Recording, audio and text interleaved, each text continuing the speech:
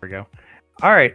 Hello and welcome, friends, guests, fellow Catstronauts, here with us live on Twitch and whenever you're watching this later on YouTube. I'm Ben, your DM for the evening, also known as Metamongoose over on the Crit Cats Discord. And tonight, I'm running a game of Spelljammer with my friends and fellow Star Chasers. With me tonight is Nick, playing the Elven Star Druid, Rothamir. Caleb, playing the Human Psi Warrior Fighter, Victor. Ash, playing the Shadarkai Cleric of Order, Sylvana. And PB, playing the Harengon Rogue, or Soul Knife Rogue, Decanoida. When last we left off, you guys had brought the compass back to town of Greyhaven, met up with your guild contacts, a lovely pair of merchant penguins by the name of Mackerelmore and Chise. Wonderful couple. And were sent over to Cendrail the Stargazer's tower to, show off the astral compass to him, see if he could figure out what's going on with it. He was really excited. You guys gave you a piece of paper to go get a boat. Apparently the guild's buying you a boat so that you can leave here and go find the astral star for them, or for yourselves, depending on how you feel about it by the time you get there. But importantly, when you went to go get your boat, there was a cat that was there trying to steal your boat. A Captain Catapult. And you ran him off once and, wandered around town a little bit, met some Blackrift soldiers that didn't go quite as well, went back to Cindrail's tower. He was under attack by Blackrift soldiers. You also met the owner and previous owner of the boat, one Hal Hawkshaw. Talked to him, got him to sign off so that you now own the boat, and went back to the boat to only find that, again, not only were the Blackrift soldiers there to try to stop.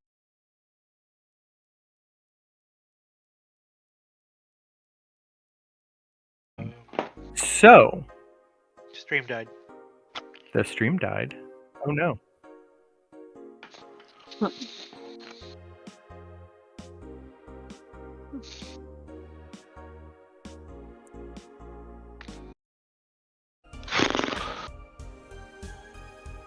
It made Beetlejuice a Broadway musical. Yeah. Oh, it's phenomenal. I don't doubt, but I don't think I remember hearing that. Beetlejuice? No, it's been out since 2018 or 19.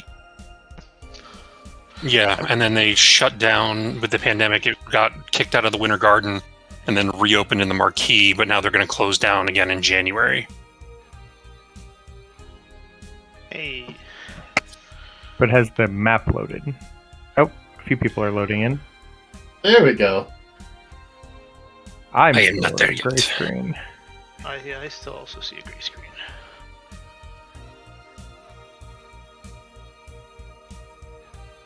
Petition to move Frozen to a better area. We're working on it.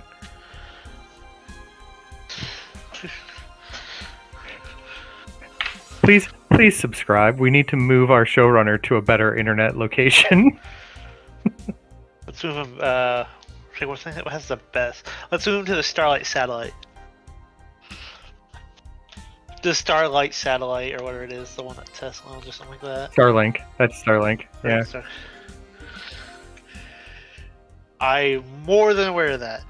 I just couldn't think of anything else. Let's just buy Frozen's own satellite. Anyway, importantly, oh snap! Something went wrong while displaying this web. No. Oh! Mine kicked in finally.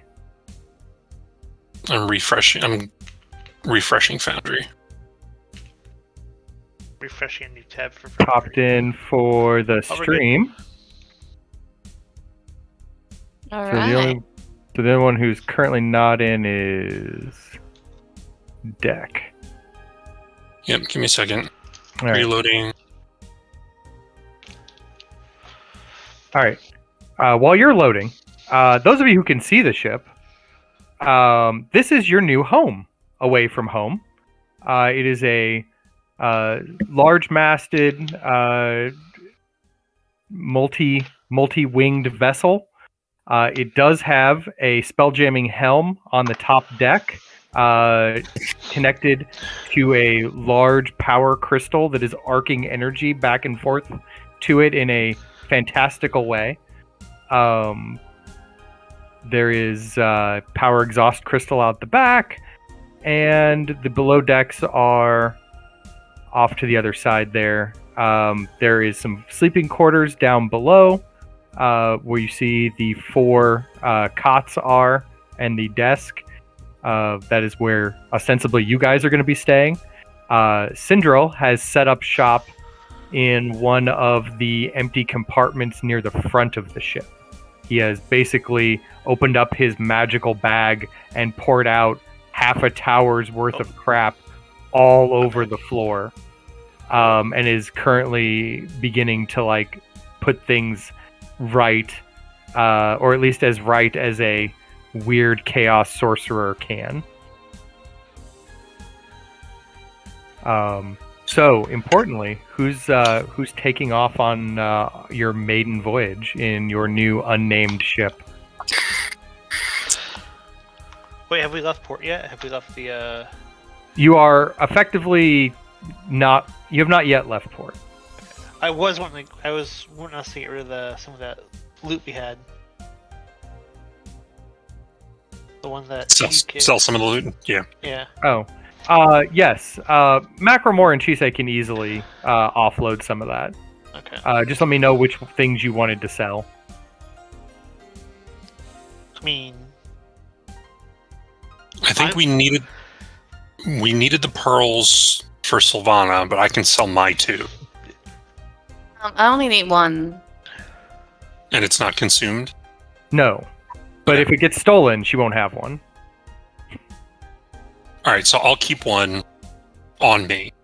Sylvana can keep 1 on her, and if she loses hers, I'll keep mine, because the issue is if it's in her component pouch, and the component pouch is what gets stolen, then all 3 of them would... Well, she doesn't have a component pouch. She's a cleric. Whatever. But yes. Alright, I'll keep 1. Sylvana can keep 1, and we'll sell the other 3. Are we okay with selling the antique star charts and whatnot? And it's getting some new ones. I'm okay with it. Alright. And selling that necklace too, the jade and amber one. Both you and Sylvana have one. Deck gave one to Sylvana. Do you need, what do you need? I'm selling a 15 gold necklace. You also have one. Didn't know if you want to keep it or sell it. No, I can sell that one as well. Oh, would that make Deck feel bad? I don't know. No, it might. it's fine. I don't know. He says it's fine. He says, looking off to the side. It's fine. No, it's fine. You can return it. Here's the gift receipt. I feel bad for you. It's cool. It's fine. All right, so 3 pearls. That's 300. The star charts. That's another 250. So we're at 550. The porcelain vase is 575. Are we keeping the mithril ingots? Those are, well, I don't know. It's up to you. I know at least one of you has fashioned your mithril ingot into a ring. How big is a mithril ingot? Not big. You can fashion it into a jewelry item, or small. You can't. There's not enough of it to fashion into a meaningful anything. It is of enough that you can make a trinket out of it. I'll make it into the chain that goes on my lucky foot. Yeah, you very easily could do that. Have that done. Yeah. You couldn't do that as you don't have the skills, but yeah. Could I get the guard for make a removable guard for a sword with it? Sure. Okay.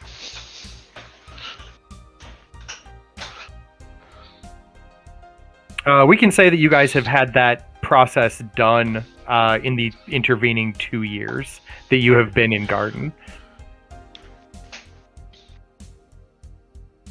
Okay. All right, so we have 575 gold. Yeah. Yep. Whoever wants to keep track of that. I've got it noted in the loot pile. Right. And we'll just use that to supply the ship with food and whatnot, food and provisions. All right. The ship, it does not take much. We're going to say less than, well, let's say 100 gold will provision your ship for the foreseeable future. Okay.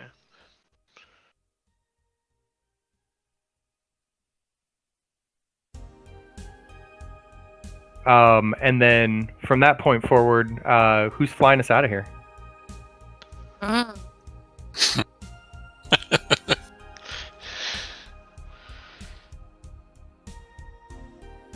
Eeny, meeny, miny, you. That's it. Would you like to do it this time? Sure. I think my initial nerves have been calm, and I might have gained a little bit of my confidence back. Okay. Feel free to assume the chair. I will assume the chair. And it is this throne looking That'd thing, be right? it. All right.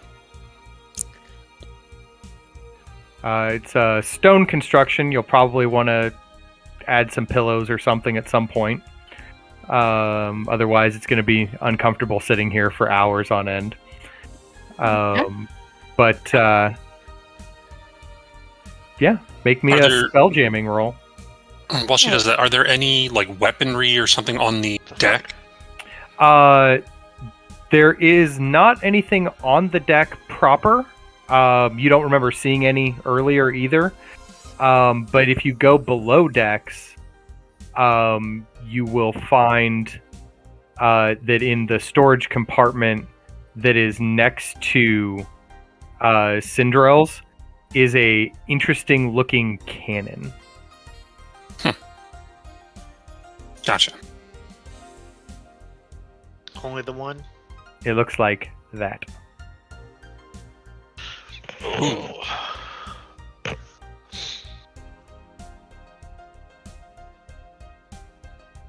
And you can, roll it up over where the grate is and kind of like hoist it to the top deck if you wanted for later.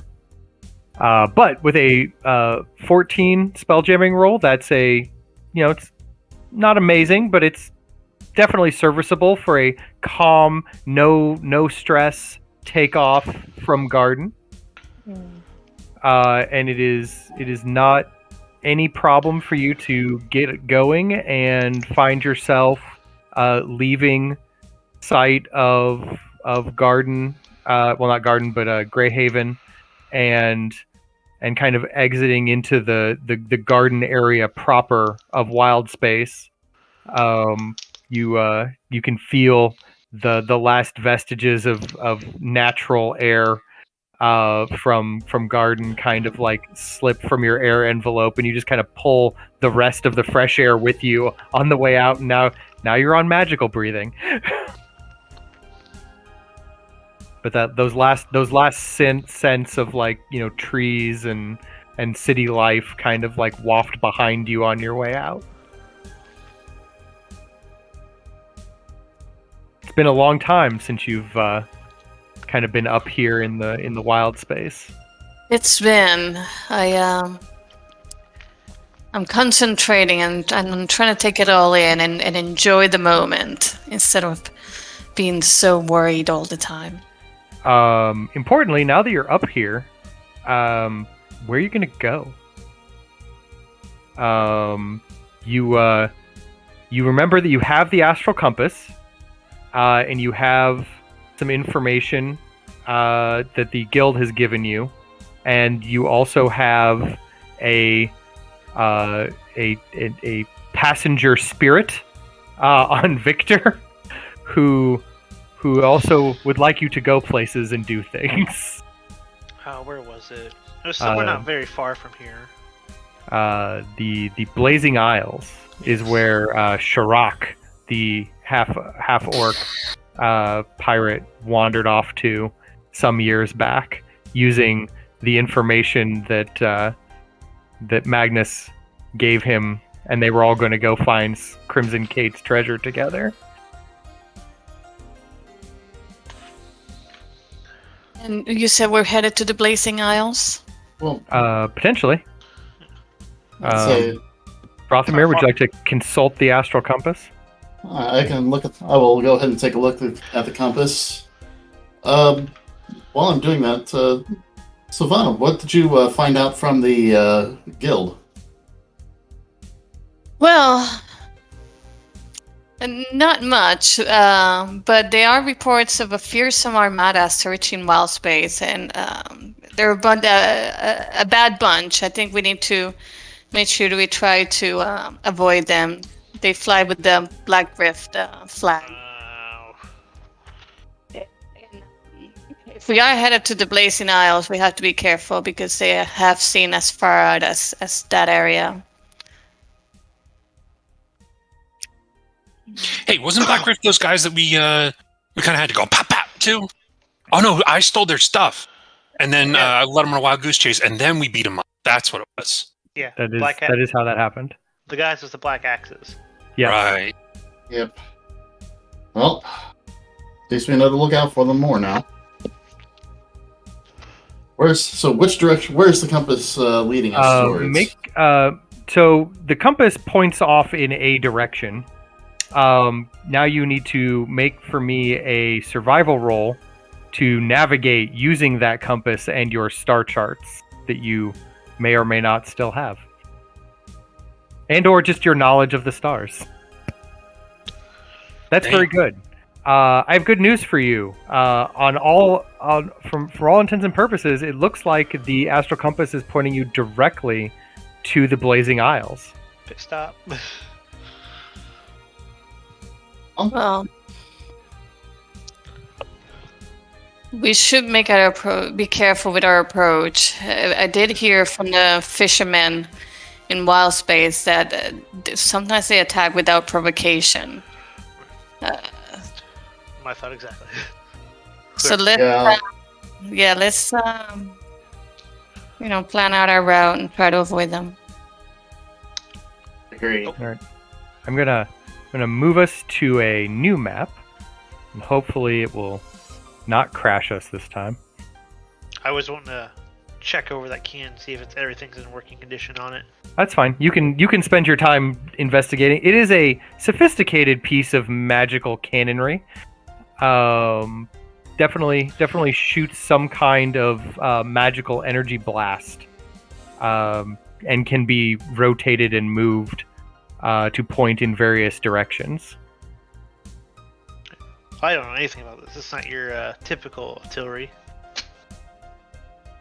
I mean, it's got a shoot button, which is really all you really need, right? To point at it and do a shooting.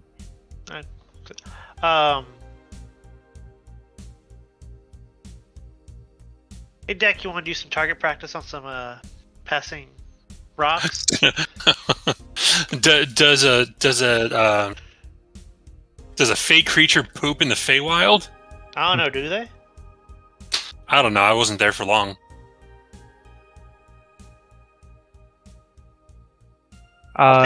You guys can shoot at some rocks.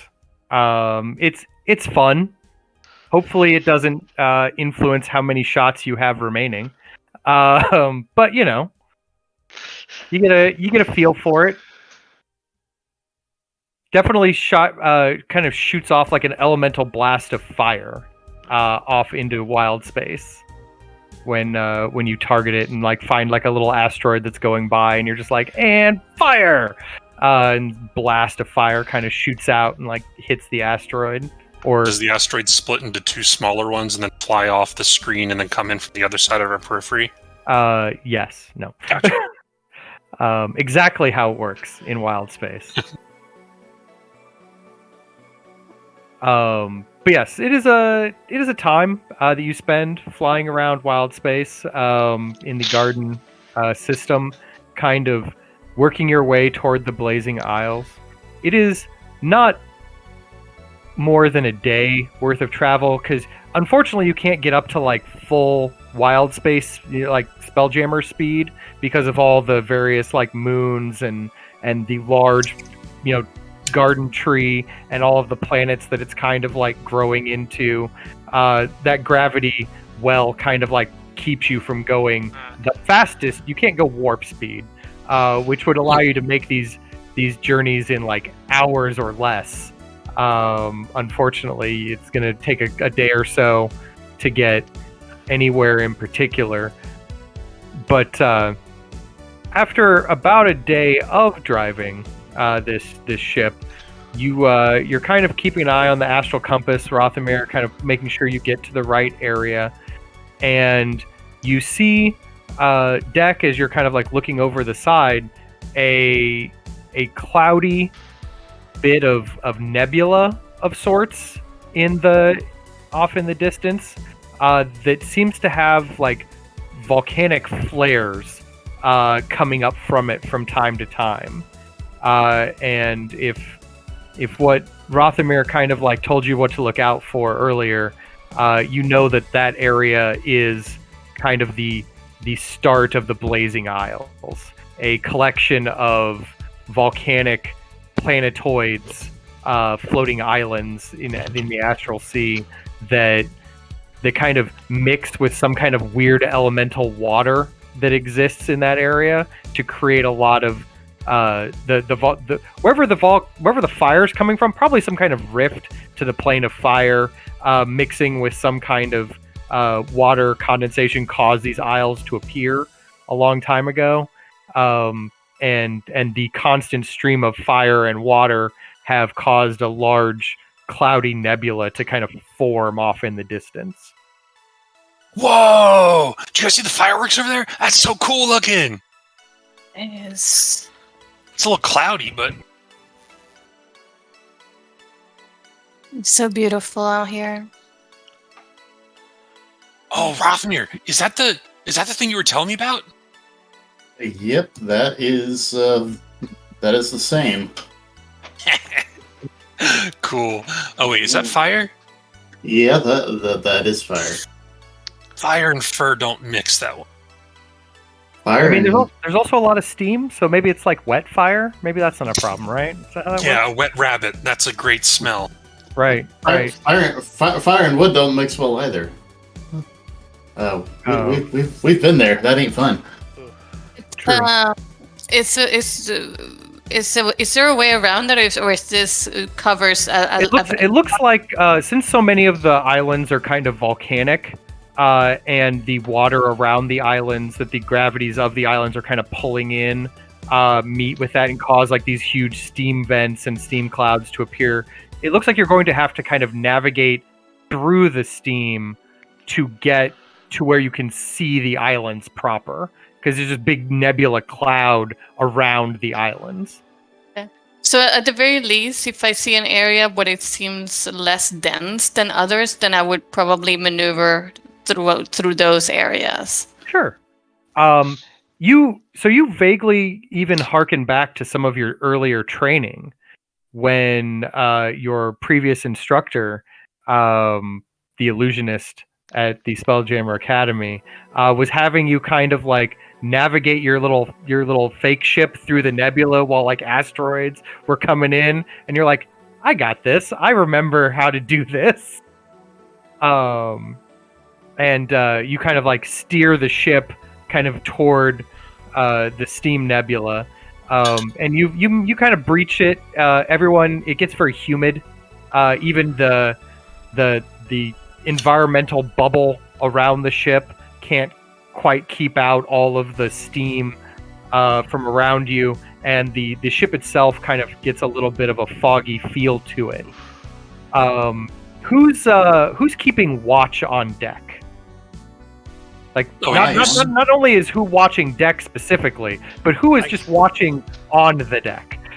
I'm watching them. I know I am. I keep on deck. All right. I need perception checks from the three of you while Sylvana is doing her best not to run into anything here in the fog. All right. Well, our winner is Deck. Congratulations. You're doing a good job. Keep an eye on Deck.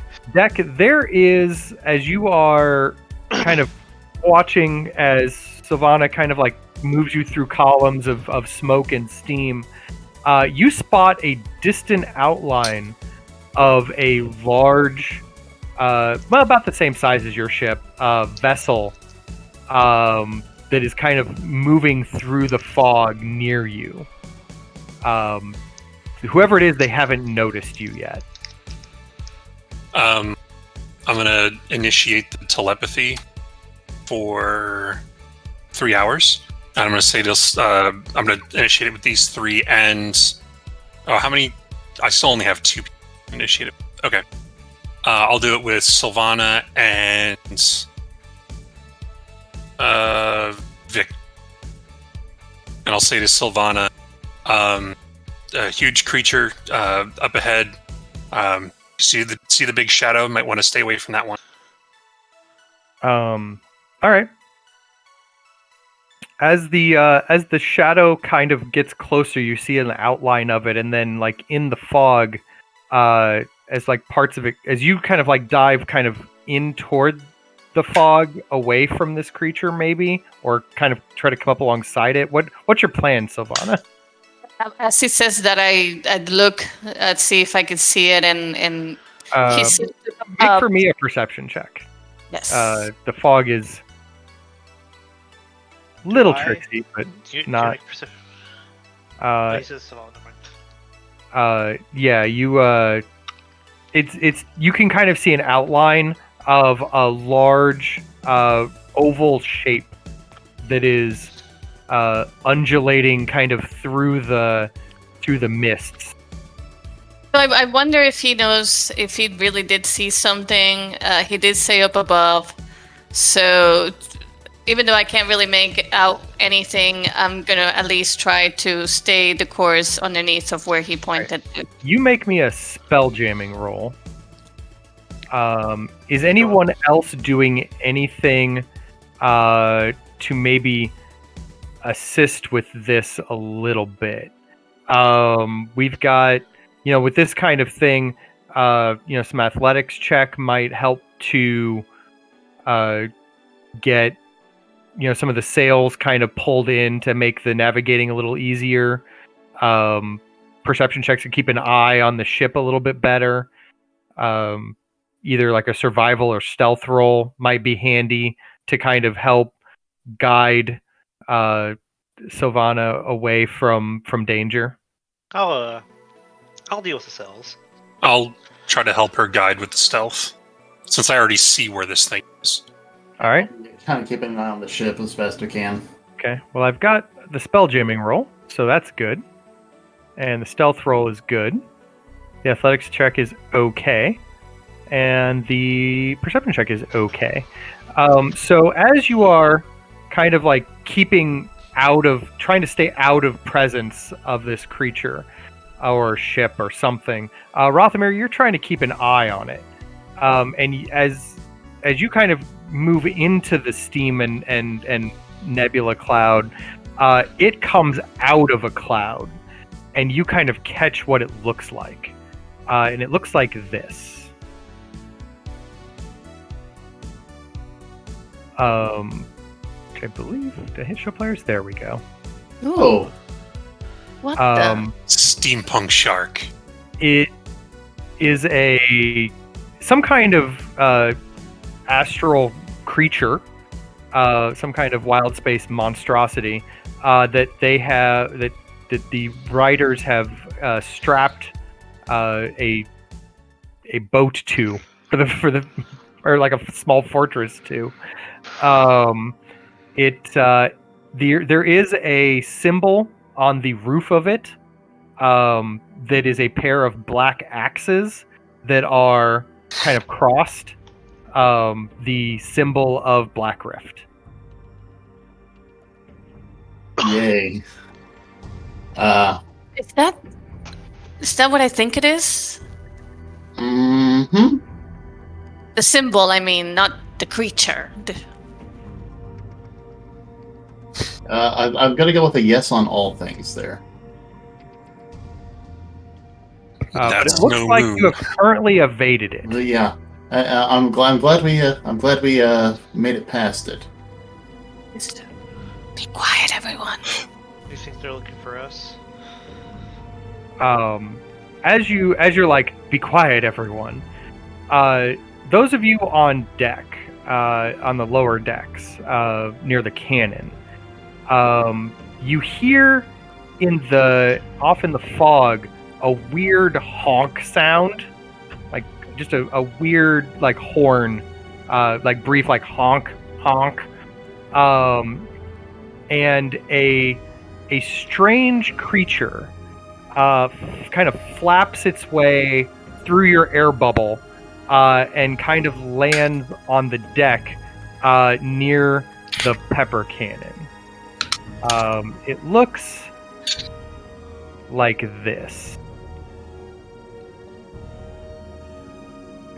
What the? So there's one, Slightest clue.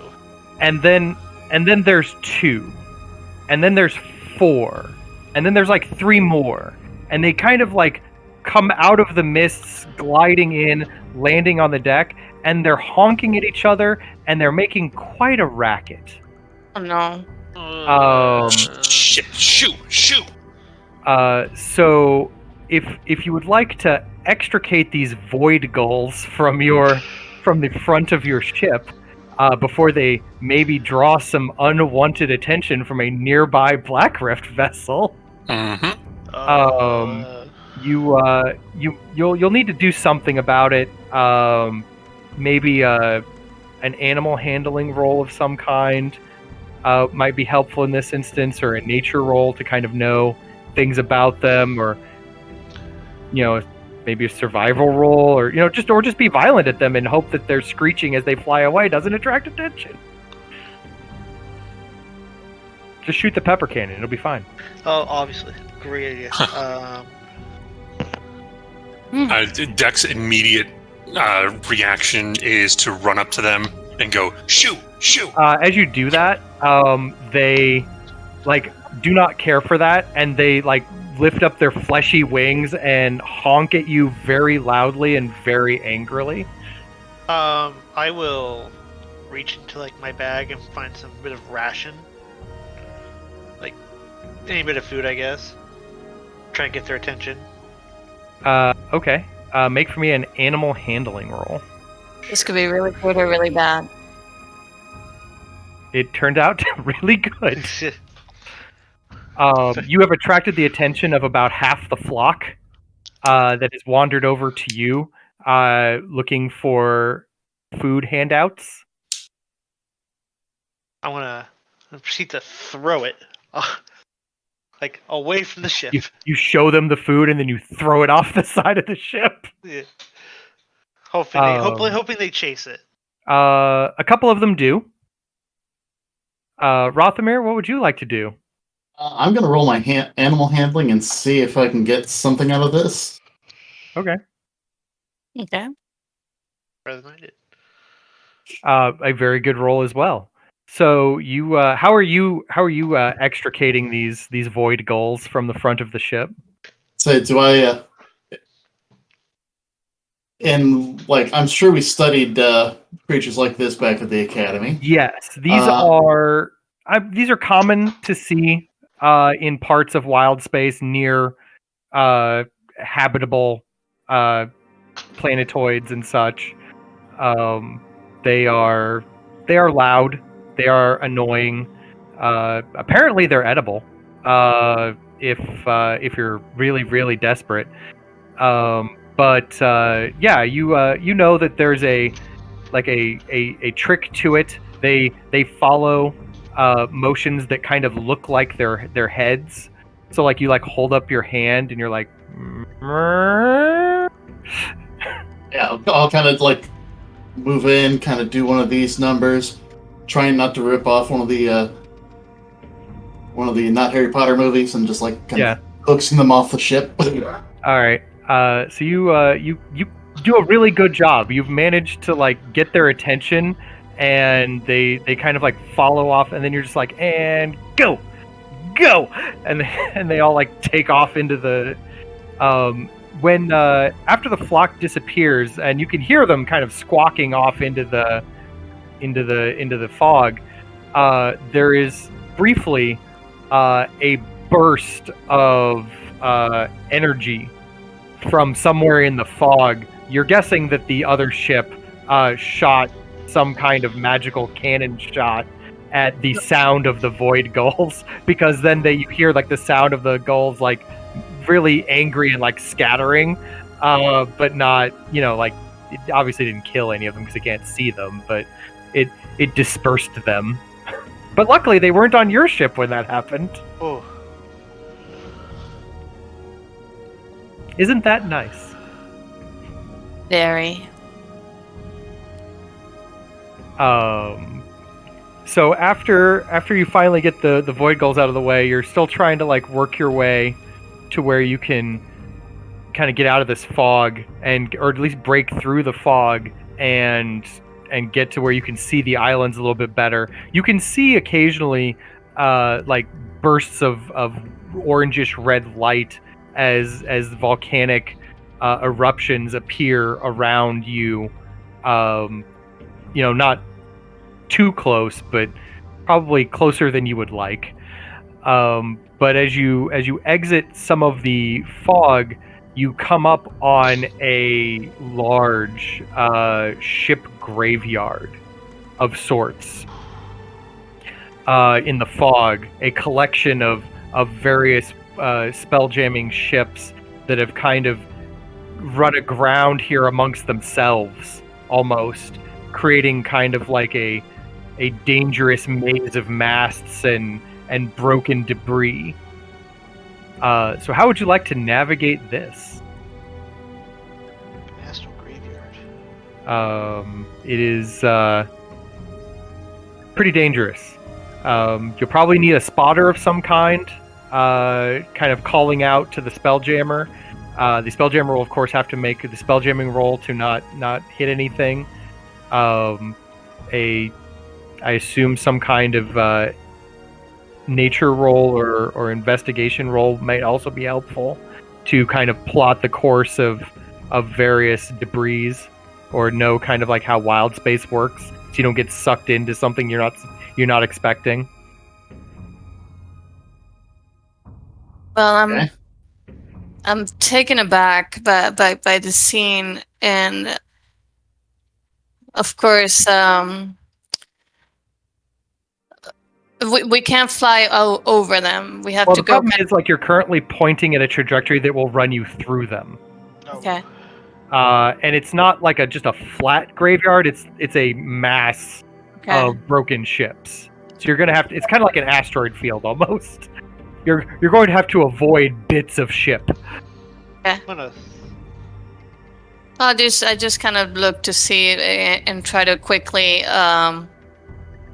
see a pass, the best pass forward that is Okay. going to cause the least pass of resistance. All right, I need a spelljamming roll from you. Yeah. Who's our spotter? Yeah, I can try that one. All right, I need a perception check from you. What happened to that 20? That almost happened. Anyone else helping with anything in particular? I mean, I'll slim down the sails and try to make it. Right, so they don't get caught on things. Yeah. All right. I need an athletics roll from you. And Deck, what are you up to? Other than trying to keep an eye out with Rathomir, I don't think I have any things to do. Do you want to run around the ship and help pull in the sails?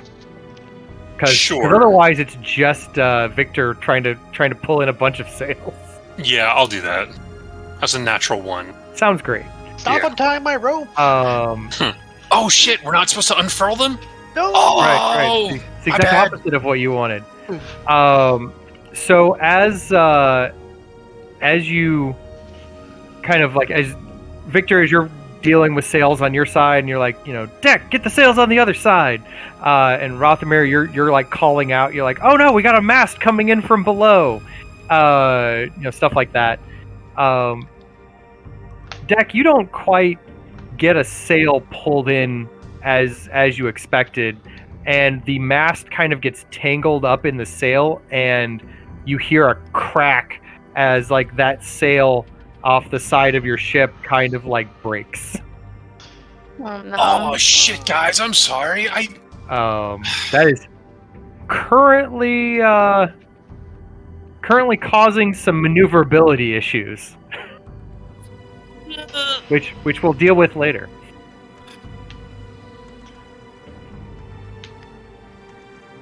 So that happened, and you see up ahead, Savannah, like you're just like, oh no, not the side sail. I needed that.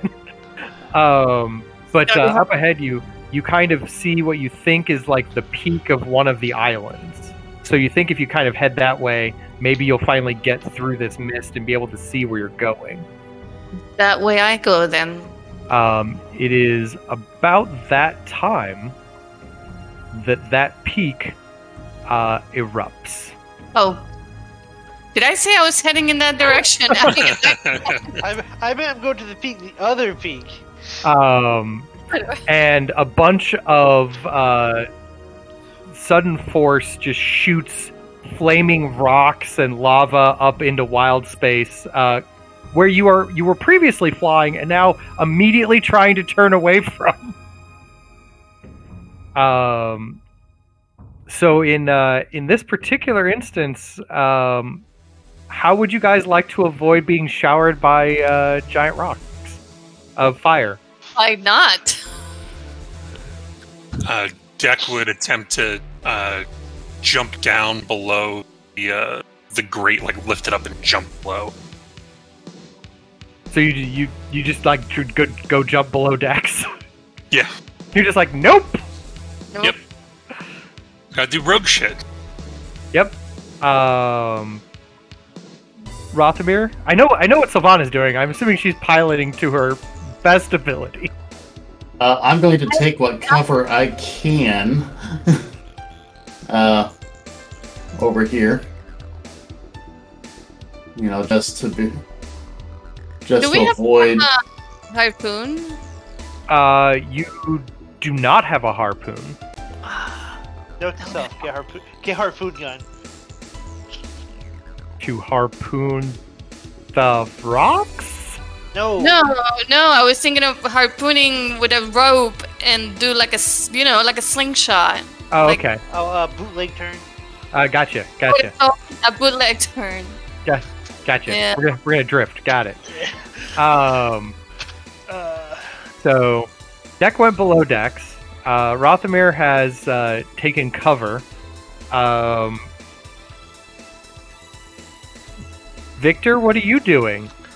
I feel like bad shit happens if she goes out. So I'm gonna get in front of her and ready my All right, so you're gonna try to protect Yeah. Savannah from raining debris. Yeah. All right, Savannah. Since none of the party did anything involving the ship to make things easier for you, it is up to you to roll a very, very wonderful spelljamming roll, and your roll will determine how well this turns out. Oh, I got this. Oh! Damn right, you do. Top of the class, I see. Still My got it. confidence is back. Still got it.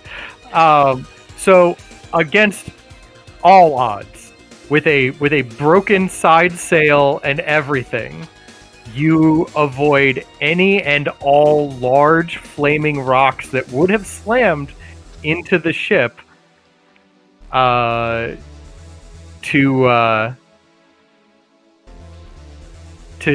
cause fires on deck and cause other problems that would have had to be resolved.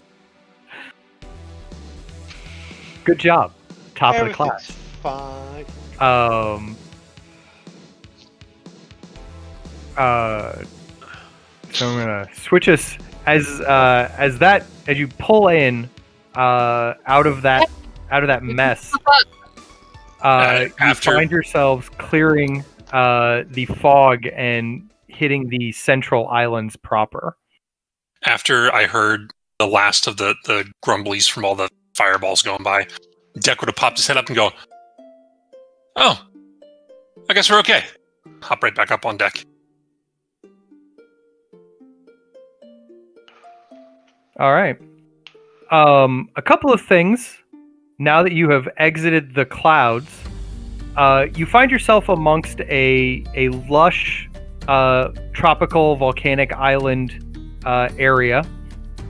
A handful of islands kind of stretch out in front of you. A bunch of accumulated fog and smoke kind of curls around them in places, but you also see where a lot of water has, the gravitational plane has pulled water in, so they kind of have like makeshift shores with that you could actually like land a boat on if you wanted. Importantly, there is one island, a larger island that you see that has on the north side of about 12 of those shark ships, those space shark ships of the Blackrift, that seem to all be blockading a port of some kind or shore area. You can kind of see that there's like a tent city that's kind of built up over that way, but you can't really see much beyond that because you're just too far away. And if you got any closer, maybe those ships would see you. Great at this. I'm gonna check the compass. The compass is pointing directly at that island. Now the good news is you don't have to land where they are. There are other places you could find to land. We'll slip through the back. Yeah, I started looking for an alternate landing site. All right. So as you are kind of navigating around, it looks like trying to find a place to land is gonna take a little bit of work, probably a few hours of wandering around. If somebody wants to make me a survival check, as you kind of are skimming the island, trying to find a nice side of it to set down on. I see a dice. It is a very average roll from Rothamir. We're gonna say it takes probably about 4 hours of kind of moving around this island, trying to avoid, being seen by Blackrift soldiers and their armada, as you are trying to find a nice spot that your ship could, be sitting in and hidden in. About this time, Victor, Magnus kind of pipes up as you guys are flying over the island, and he goes, that must be where Shirok went. I hope we find the treasure there. I thought the map was here. I mean, it might be. Shirok had the map. Yeah. But, I mean, if you followed the map here, maybe this is where the treasure is. This better not be a multiple step treasure. I mean, I don't know. I don't have the map. That's why I've got you and your wonderful legs. All right. I'm glad we're working together. What do I get out of this again? A lot of treasure and the feeling of a job well done, right? That's what you adventurers want. Sounds like some corporate bullshit right there. It sort of does. Sorry. And what do you get out of this? I get a body back and also a portion of treasure. Is this minus the cost of Yeah. I mean, minus the cost of the resurrection. Yeah. We're working terms here. Terms. Now we're negotiating terms. Well, we didn't talk about percentages. We just talked about.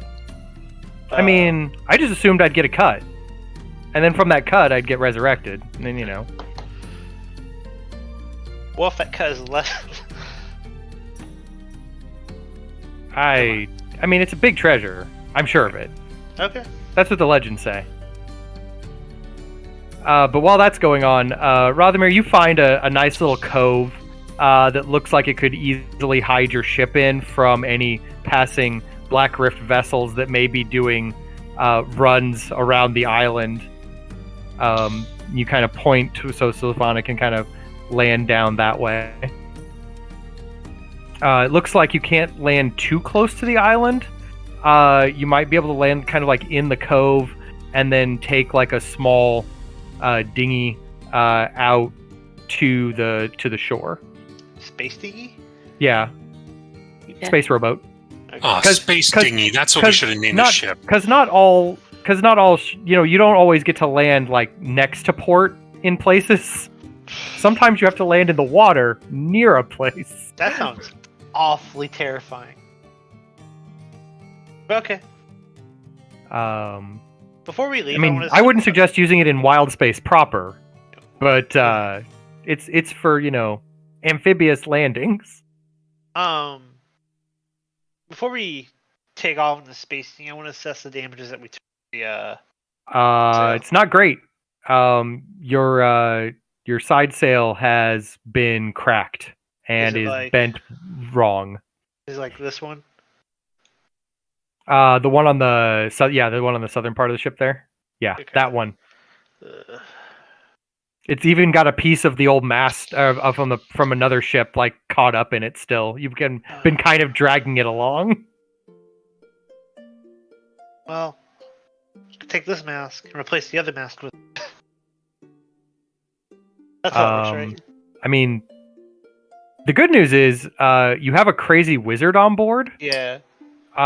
Who you might be able to like have babysit and fix the ship while you're ashore. That's sort of the plan. Right. I'll go talk to what's his face? Cendrail? Cendrail. Okay. Let's go out. Here. Cendrail comes up top deck. What can I do for you, Victor? I was downstairs trying to make a potion, but then we turned left real hard and it spilled all over the floor. Didn't turn out. It better not be eaten through the bottom of the floor. That's all I ask. I don't know yet. What do you know about fixing masks? I could. I don't know. I could figure something out. I got magic. Oh, we got this. And failing that, I could probably mix something up and see if I can get the wood to regrow. We'll put a pin in that final idea, but anything you can do this mask, that'd be a huge help. All right. I've never fixed a spell jamming ship before, but I'll give it a try. Awesome.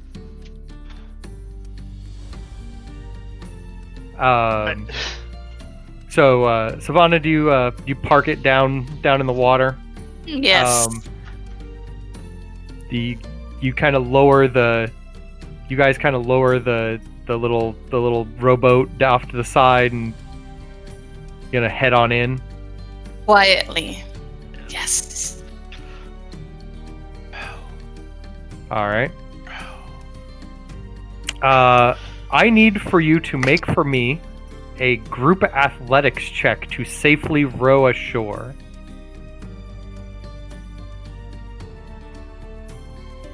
Natural 20. Hey, that's not bad. I think we're good. All of you did very well. You did not crash into any rocks or bits of other random things that are kind of below the surface of this water that is kind of due to gravity kind of like pulling in almost like tides to the side of the island. So we're like a pod in the middle of these tides. A little bit, like almost like a tide pod. Yeah. Okay. Yeah, exactly. Just Cool. like that. Yummy. So as you come ashore, yeah, don't eat the Tide Pods. Don't do it. But yeah, as you come ashore, you find yourself on a jungly beach of sorts. There is a lot of debris, probably from some past civilization, that seems to have been half buried in the sand around here. And this is where you currently find yourselves.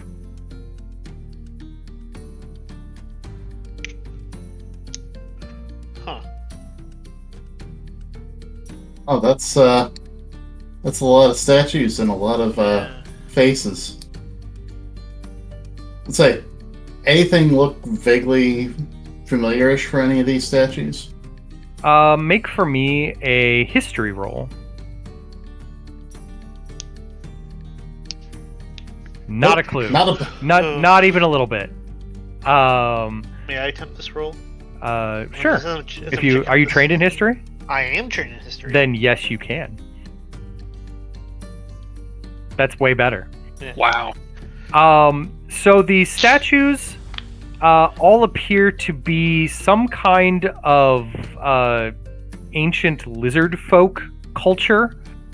Some kind of tribal warrior race that also seems to, looking at all of the accoutrement and decor that are still not worn off yet, appear to do a lot of elemental spirit worship. Okay. So lizard folk, elemental tribe stuff. Yes. Yeah. This stuff looks like it has been here a very long time. And while you're having that, look-see, you hear over your shoulder do you speak Elvish? No. Okay. No, I do not. Well, you travel with at least two people who are vaguely Elvish. Being that one of them is Elvish and the other is a Shadar-kai, which is an elf. Would this be Sylvan or? No. Okay. It's common, but it is heavily elvishly accented common. Gotcha. Coming from behind you, a woman's voice saying, "Who goes there?" Quickly turn around. Fully turn. You fully turn. You see a figure. Let me pull her up real quick.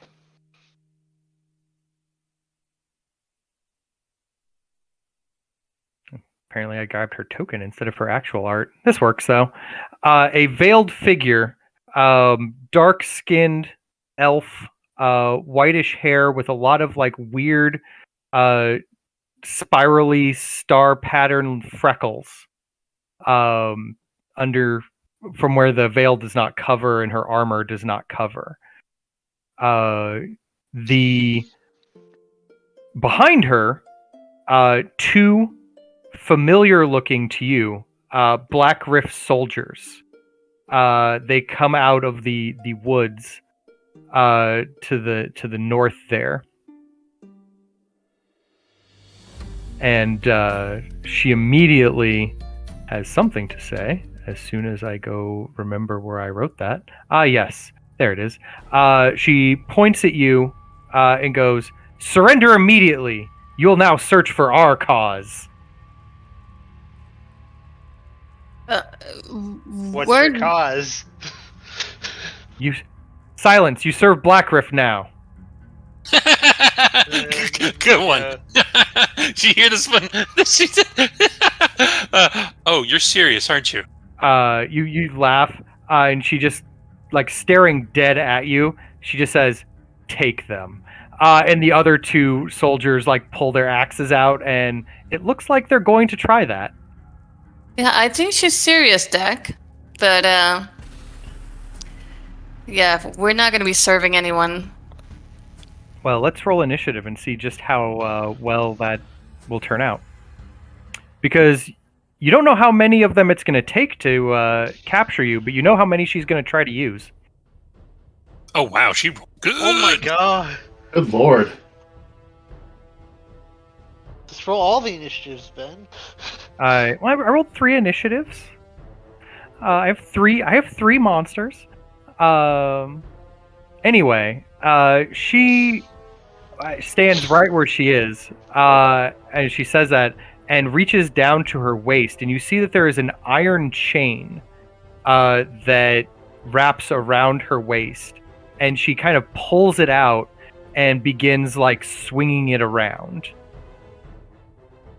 in a menacing fashion. But she will stay right where she is. And it's Deck's turn. Right. These rocks here and Yes. here. Yes. How high off the ground are each one of those steps? So the first one is like 5-ish feet off the ground. Like you could easily get up it. I will say the next one is probably about 15 feet off the ground. Okay. So Deck will move here 5 feet. We'll use their rabbit hop along with another 5 feet of movement to try to clamber up here. Is he able to? Are they able to do that? Yes. Make me a Dex acrobatics roll though, because these rocks are not quite made for that. Clicked it. There it goes. That's good. You with a 19, you definitely make it up there, no problem.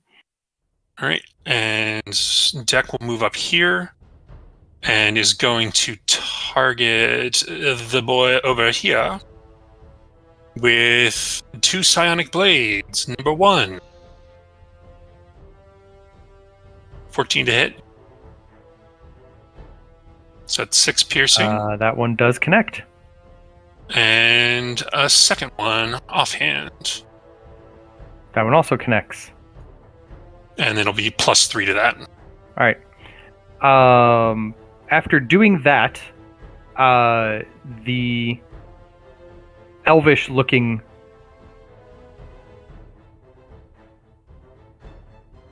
Oh, it's alright. Oh, yes. Okay. Thank you. Anyway, the elvish lady looks at you, and immediately runs, like dead toward the rock, and with weird parkour power, runs up the rock, and joins you on the rock. She can hold movement? She can, yes. Okay. She's a dangerous person. Yeah, I can see that now. I guess that's the end of my turn. She would like to visit you with a chain attack of some kind. Okay. Because she doesn't like you. Feeling is mutual. Oh. Is this one... Use a reaction. What is my lucky footwork? Your lucky foot. Well, there's a dex save involved for this attack. Gotcha. Or there's some kind of save involved with this attack. Yeah, so if it's a dex saving throw, I can use my reaction to add a d4 to the save. But she missed you, so it doesn't matter. Great. Oh no, she did hit. Sorry, my bad. It was just lagging. She hit with a 10? No. The 10 was me rolling. I clicked the roll button, and I shouldn't have. It's a 19 hits you. Yeah, the first roll was a 14. It just didn't log it appropriately. Gotcha. Okay. And it says Constitution save. It's a Constitution save? Which it says you failed. Yeah. So she swings the chain and hits you like dead in the windpipe with it, and you are stunned. She does not look like she's interested in playing around. But anyway, it is this Blackrift soldier's turn. And he's going to come in... Oh, it's too far. He'll come over here. and look with his axe menacingly. And it is Victor's turn. Victor, your rabbit friend ran up to the rock, and then the elf lady parkoured up after him, and then you heard a very sad sound out of deck.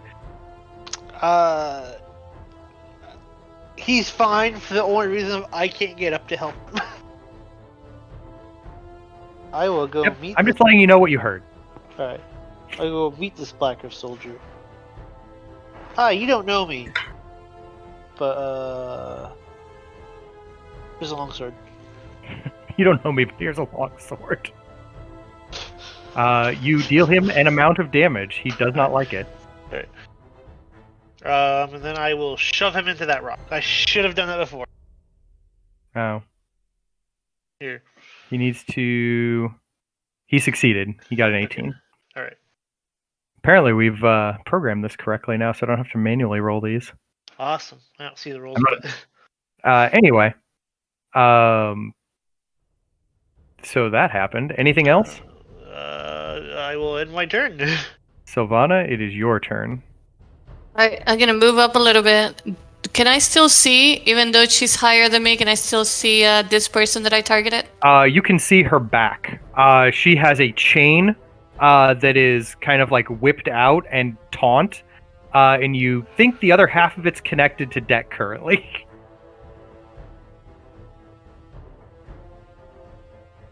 I'm going to hit her with guiding bolt. So you see streaks of pink and purple flashes going towards her. They do fly at her, but do not hit her. And they kind of like go over her shoulder, and kind of like arc over the rock. I'm What was that? worried about my friend. So as a bonus action, I'm going to teleport up there and try to distract her. Okay. You get up there and you see that the end of her chain is currently wrapped around Deck's throat. I teleported you see me disappear, and when I reappear, I'm still a shadowy figure for a few seconds. Okay. Because I use the Shatter Kai ability. Seems good. Okay. The other Blackrift soldier is going to come hang out over here next to Victor because Victor made himself an easy target. And he will attempt to hatchet you a couple of times, but do poorly both times. So he like hacks at you, but your armor like catches it, no problem. And then it's Rothermere's turn. Yay. I'm going to make my way over here. Savannah's helping Deck. I'm going to help Victor out. And I'm going to go ahead and cast Guiding Bolt towards the guy who just missed horribly. Oh. Ouch. You light him up. It is Literally. bright and it is painful.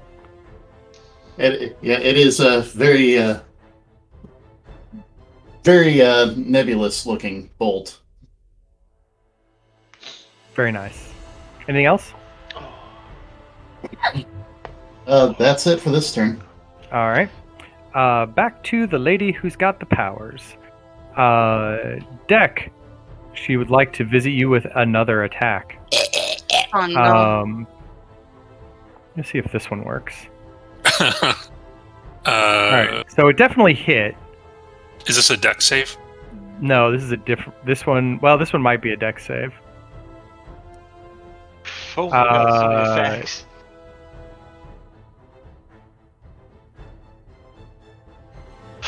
Would you fail? So what has happened this time? She's already got the chain around your throat. Oh, will it? Okay. So what would have happened, but didn't, is the chain that she's got around your neck is still there currently, but she takes the other side of the chain and whips it around towards your foot in an attempt to trip you. but that does not seem to work. Your foot, like your lucky footwork, causes you to just lift it just in time before she pulls your feet out from under you.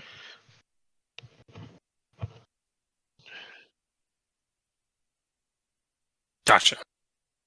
And then Sylvana, I don't think I actually programmed her attacks right, which is why these are causing some problems. But she's going to try to whip the chain at you, and definitely will hit, though it doesn't. I want it. Well, I rolled a 15 first. Yeah. And then I rolled a 7 and a 2. It's not taking the first roll for some reason. I don't know. I must have programmed these wrong. Either way, we'll say it missed because you're still shadowy. She, having failed to whip the chain through... See, there's the damage for it.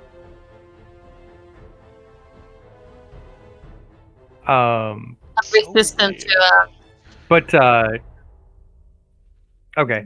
So she whips the other chain around. You succeed your saving throw. So the chain kind of goes through your neck area, but your shadowy form prevents it from kind of holding. It looks like she was trying to choke you out also. I don't think so.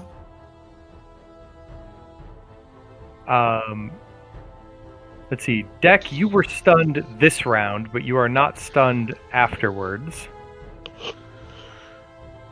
So you will get an action next time around. Do I get a reaction if needed? Yes, you will get gotcha. you will get the reaction that happens on not your turn. Great, If thanks. needed.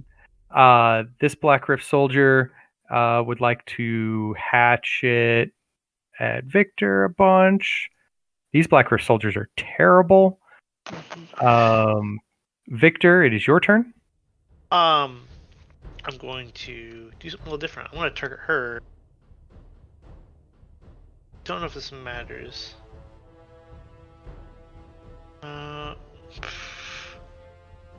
Just in case it doesn't matter, I'm gonna move up here and Okay. target her to pull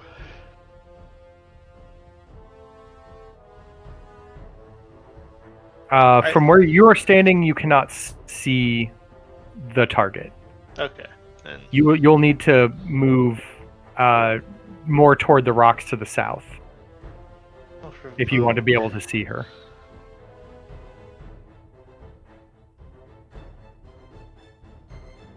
Well, I see her if I move here. Yes, but I will get an attack of opportunity against you from the guy you're moving away that's from. fine. Well, don't move away yet, because you have to be near him to attack. Alright. All right. Give me a second. One more hatchet attack for good measure. Oh, that time I hit. Okay. Yeah. I'll save these. Hold on, hit me. There's some damage. I'm fine with that. Oof, Alright. So much damage. Alright. Yeah, I'm gonna- so much. All right, now you can see her. She has a chain that has recently been it's no longer choking Deck, and then she's got the other one that she's trying to like flick at the shadowy form of Sylvana. Alright, I'm gonna attempt to pull her down. What does she have to? There's a Strength save. save roll. Yeah. All right. She succeeds her save. Of course she does.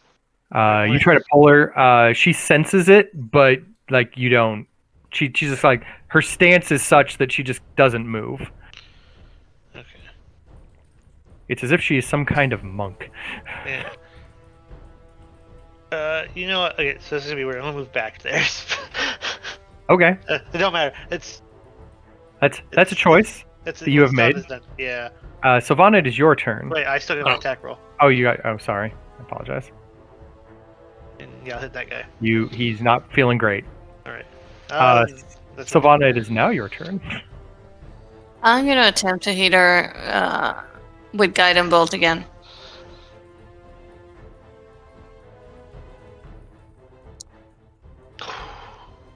Well, Did it happen? I would imagine that connected. You did Right. target her, right? I did. target. And technically, you can activate a special ability that you have on her. Oh, that's right. Hold on a second.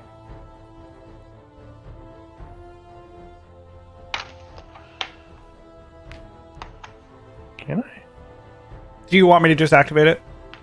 Oh, that's right. She has shield. Bam. Sorry. It didn't give me the pop-up for that. I forgot she has powers. But yes, so that still hit? No. No, that did not hit. Roll damage. Oh, I didn't have my shield up soon enough. All right. Your guiding bolt kind of like blasts off the side of her. She creates a magical shield that protects her briefly. Yeah. All right. And I just move up so I can be next to a deck. Okay. That's This Blackrift soldier would like to attempt to lay into that fighter because got to capture these guys, or else the boss lady's gonna be. God, no, like these are the most worthless Blackrift soldier. I think Rothamir, would you like to mop up my worthless Blackrift soldiers? I'm going to attempt to. We're going to go ahead and assume the starry form Ooh, fancy. at this point. Now, Which one? Archer. The hurting one. the good The one. hurting one. Oh, they're all good ones. Yeah, they're good ones. But in this case, there it is. We'll just go ahead and do the luminous arrow to that one that I've been dealing with, and Oh,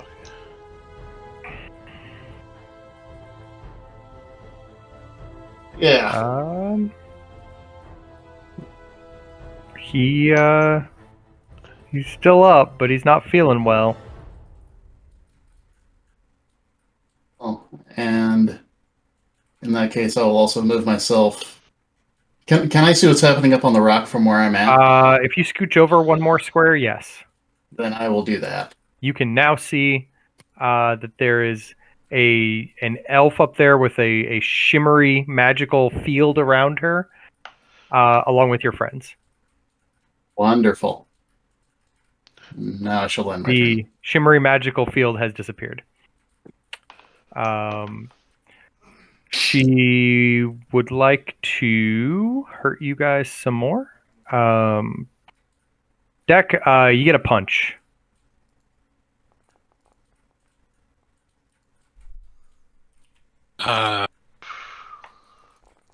Yep, that hits. Whew. Ouch. Big ouch. Big ouch energy. And then she turns and looks at you, Sylvana, and kind of like readies her chain. Deck, it's your turn. All right. Targeting the lady. I'll go right hand psionic blade.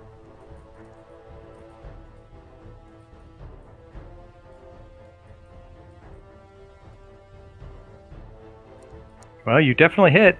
So that's 4, and I'll also get to do sneak attack, which is another 8. Bonus action disengage. Jump off the cliff here. Okay. Do I need to make any sort of a roll? Just make me an acrobatics roll so you don't hurt yourself when you fall. You're good. Okay. And then run away over to there.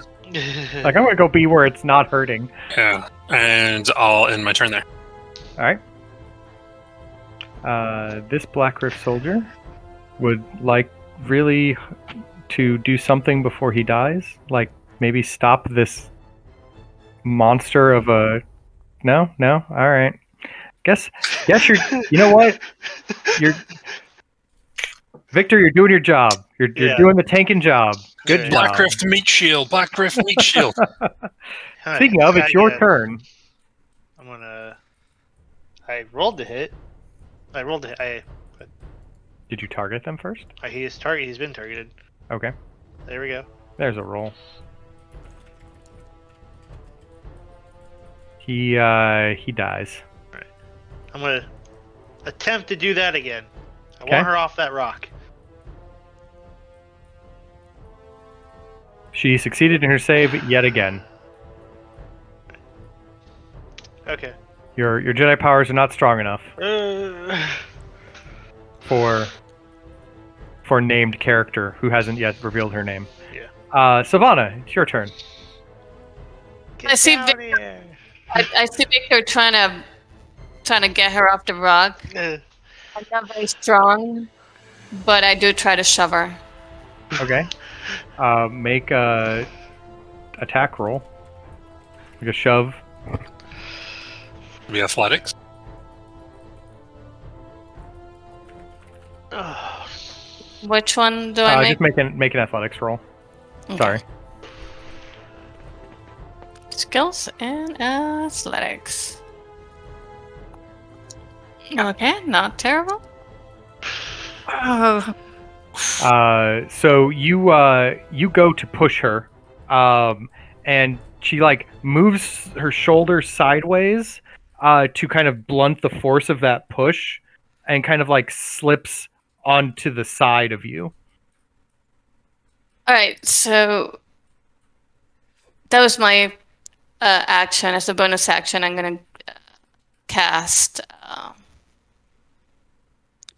What's it called? Magic weapon. Not magic weapon. That thing. Spiritual. Spiritual weapon. Okay. And to review, what does your spiritual weapon look like? My spiritual weapon looks like an elven short sword. Okay.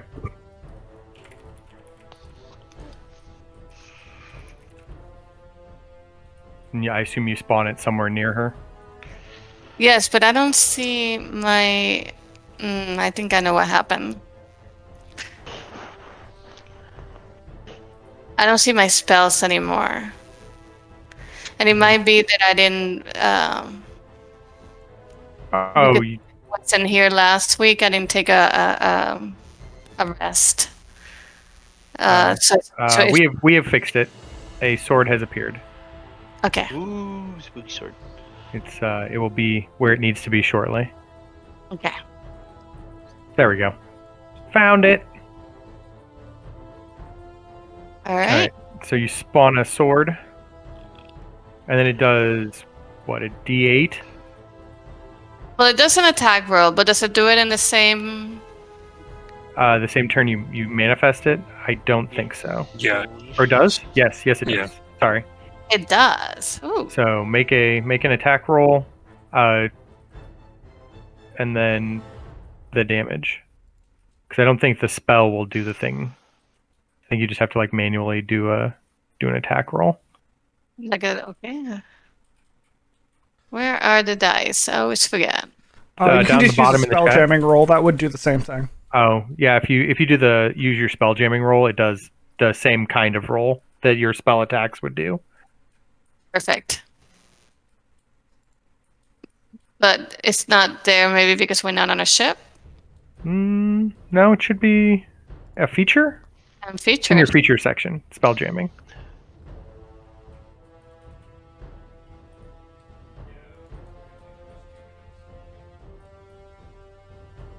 Yes. You know what? There we go. I was on the wrong character. That's Oh, why is that why? All right. I click You on definitely hit her. So just roll a d8. We'll know how much damage you do. Okay.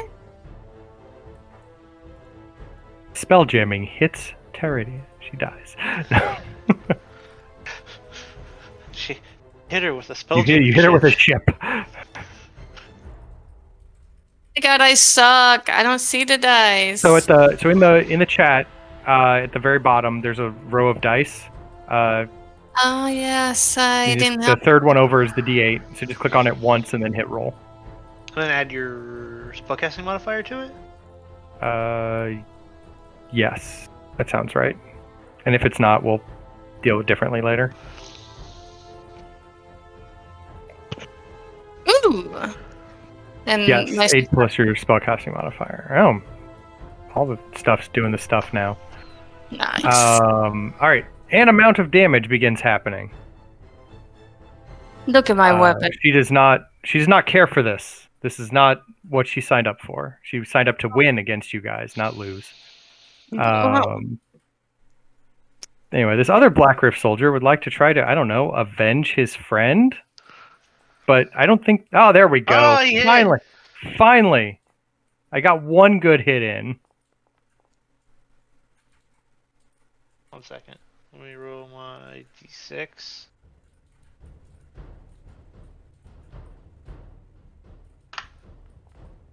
I'll take that plus 2 less damage.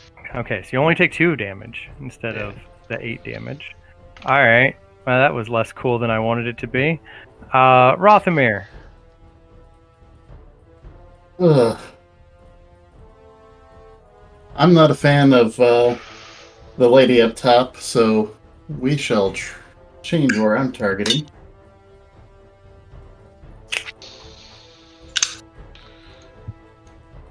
And we'll go ahead and try Guiding Bolt on her.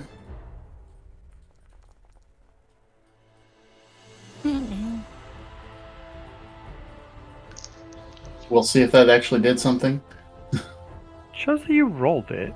Yeah, I got a 14. It's not going to show up basically until you decide whether you want to use the shield or not. Oh, I wish it would. No, she doesn't know it's coming. She's not going to use shield. So how do I? Is it not giving you the prompt for shield? Because it is I'm not giving it getting to the me. pop-up for shield. Okay, just tell me if you want you to use it or not then. Okay. I'll figure it out from there. All right, so you slam into her with a guiding bolt. Oh, ouch. She takes some damage. Not happy about it. And Sylvana, you're up there. A bolt of nebulous light slams into her from behind, lighting her up, giving her that glow that Rothamir does. And she was not expecting that. You can see a little bit of surprise, maybe a little bit of hesitation behind those eyes, hiding behind that veil. Mm-hmm. That's how you do it. And does this? Am I reading this right? The luminous arrow gets to act as a bonus action. Yes. Yes, it is. Yeah. We're. I'm not happy with her, so we'll do that luminous arrow as well, or attempt to. She's not using her shield.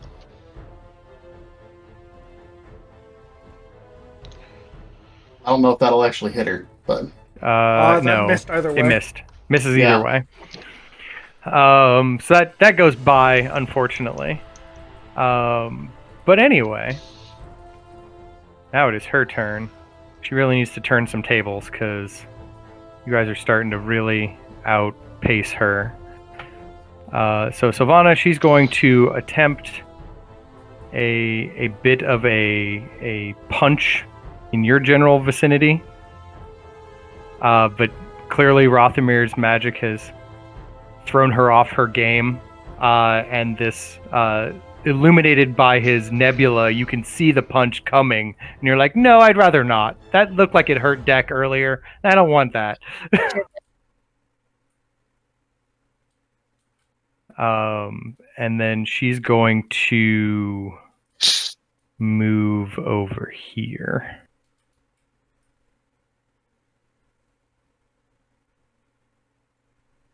And then it's Deck's turn. How high up is this rock? That rock, we will say that is a 10-footer. Okay. But there's like right here is like a little 5-foot ledge. Yeah, so if I were to do 15, 20, 25, 30, I would just barely get up on this ledge here. Yes. And it wouldn't require any particular rolls because you're a hoppity rabbit. Gotcha. So she would be roughly 10 feet above me? Roughly, yes. Okay, so she's within range. I will go ahead and throw my psionic blade at her. Looks like it doesn't hit. And I'll do the offhand.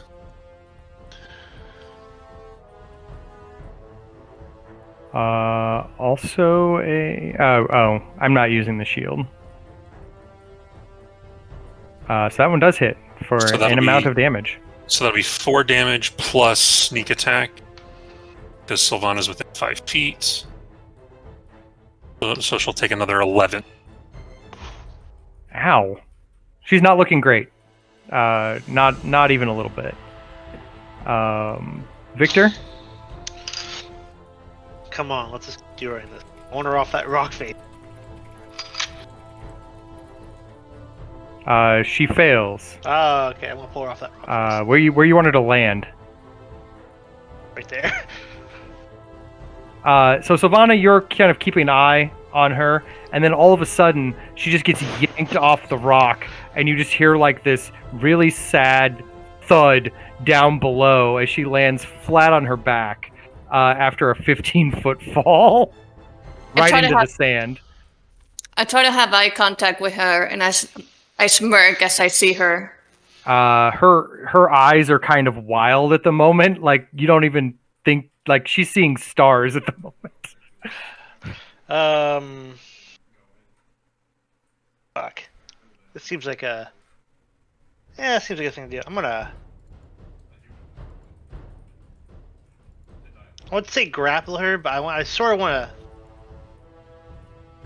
to... I mean, what is your end goal with this? I want the other blackguard to yield, I guess, but I feel like he wouldn't. They fought that war and still lost. And So you want to threaten him. Yeah. Right, that's an intimidation roll. I'm trying to, like, I guess hold her hostage, or... You wish to try to hold the elf hostage. So you're going to put your sword Yeah. toward Yeah. the elf, Yeah. and then you're going to attempt to threaten the Yeah. Blackrift soldier. Yeah. Okay. What's your line? Drop the weapon, or we'll drop the weapons, or Drop their weapons or the elf gets it. No. yeah. Make me an intimidation roll. Leave the gun, take the cannoli. Let's see how much. That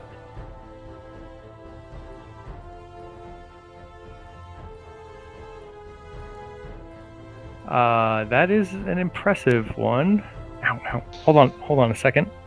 I have a small monster attacking the feet again. Kenta uses claw attack. That way. It's super effective. It is. It's very effective when I'm busy doing other things, like running a D&D game. All right. He looks a little shaken. Like he's trying to decide if he's going to comply. Do you comply? And that will probably eat up his turn for this round. I will, I guess, ready in action too. He doesn't. Okay. Sylvana? To attack. Alright. She's just gonna shoot at him with Toll of the Dead. Okay. Hopefully it works. Ooh. He succeeded to save. Damn it. One of these days is gonna work, and we're gonna get to see how cool it does its thing. And I Alright. stay up here for now. I have a good view. I stay up here for now. Okay. The Blackrift soldier is going to slowly. Apparently, this elf person is important because he begins like slowly holding up his hands and begins putting his axe down on the ground. Okay. I guess I'd expect the same from the elf. Rothamir?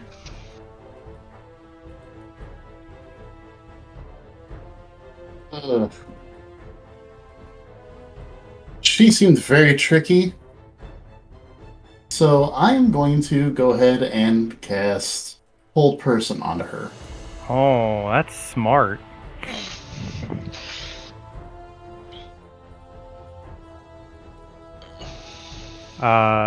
Your magic washes over her.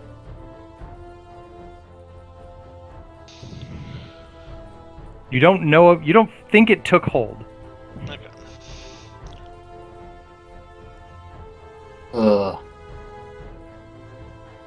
Anything else?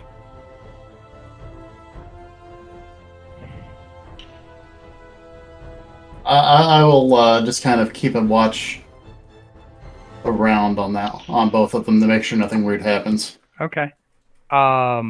She immediately whips her chain around, trying to wrap it around the sword. Do I have? Is it a versus check or? No, she misses both times. Okay. She like tries to like whip the chain around and like pull the sword out of your hand, but she's clearly too discombobulated from her fall. Does that triggered my ready to action? Well, no, because your ready to action was to attack the Blackrift soldier. He's not attacking. So he, but after flailing a bit, she realizes that she's at sword point, and can't stop you. And she just kind of like lets go of the chain, and kind of slumps into the sand.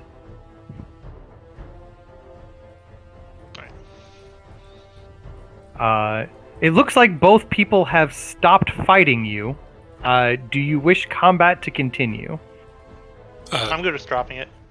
As soon as it would be Deck's turn, you would Which is hop now. down. Yeah, Deck would hop down and grab the axe and the chains and pull them, throw them into the water.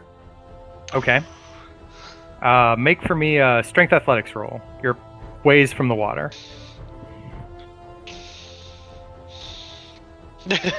You know what? You have the conviction. You're just like, and no! None of that for you! And you see the axe go flying into the... bounces off a rock and like goes into the water. And the chain like clank onto the side of the... and then just kind of like slip into the sea. Screw you and your cultural significance. I feel like that set the blackguard off. He does not look happy. He in fact looks very angry, but he also looks very beaten. Ooh, that might rust in there. Ooh. All that salt water just getting all pockmarked. He just shoots you a very angry glare. But told you we weren't going to work for you. But there's very much nothing. So we're going to end combat real quick. You have effectively 2 captives. All right. Definitely go to secure them. Yeah. I go down, and while my spirit weapon fades away, I do put it next to her for a little bit and just let it hover there. Okay. For the time being, until how do you secure these 2 prisoners? Rope. Okay. Oh, I should have grabbed the chains and tied her up with her own damn chains. Tying them each individually, or? We are not tying them together. Okay. Deck will wade out into the water to get the chains. And then... they aren't there anymore. They because you have to remember the water here kind of like is on the side of a planetoid island, so they have kind of slipped down deep into the water and maybe under the island at this point. Oops. Okay. So I would definitely, as I see them tie them, I double check the ropes. Make for me a survival roll there, Sylvana. Deck will have hopped up on top of the rock and sitting on the edge with his feet dangling. Those knots are good. Those are very good knots. Yeah. And if they weren't, they are now. Deck's sitting up on the rock playing with his psionic blades in each hand. Actually, So, what were you saying about we were going to serve who again? You're talking to her? Yeah. She just glares at you angrily. Oh, let me do that. Probably gonna get demoted after this, aren't you? Make an insight roll.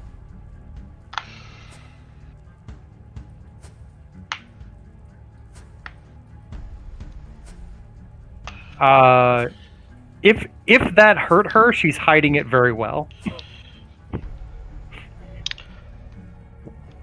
What are you and the Blackrift doing here? What are you guys looking for? The Blackrift soldier starts to speak up, and he's like, "We're here for the," and she's like, "Silence! No. Give them nothing." And he kind of like bites down a little bit.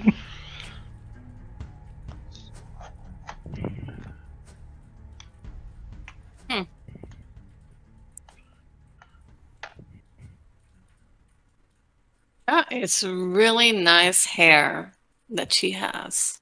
It is. I wonder if I can cut it and make myself some extensions. You probably could. She's tied up. She can't stop you. I say it out loud and observe her reaction. Make me another insight roll.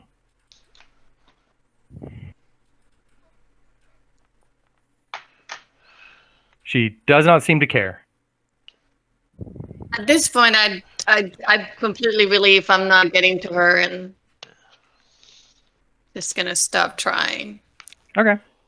And start doubting my intimidation abilities. Yeah, I'm gonna.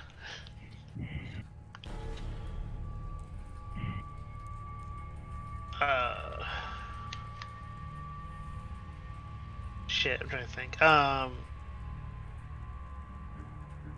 we know you're looking for something. Give us anything. I'm just trying. I don't know. Trying to find a good cop. Deck, play bad cop. I don't know. Deck, while your friends are having a poor showing of words, what are you doing? Seeing how Sylvana is not getting through to this woman, I'm going to hop down over to here. Mm-hmm. Manifest the offhand blade, the black one with the scythe middle side.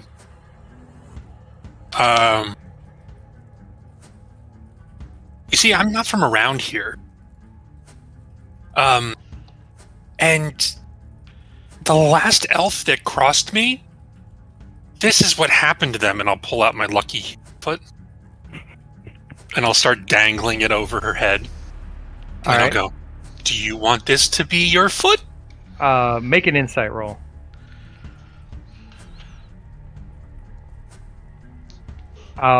You get the feeling like you've done this like weird intimidation to other people before, and you have a feeling that this lady has been like trained for torture, and that these taunts probably aren't going to work. Okay. But you also realize that like she seems to be the one in charge, and no one searched her yet.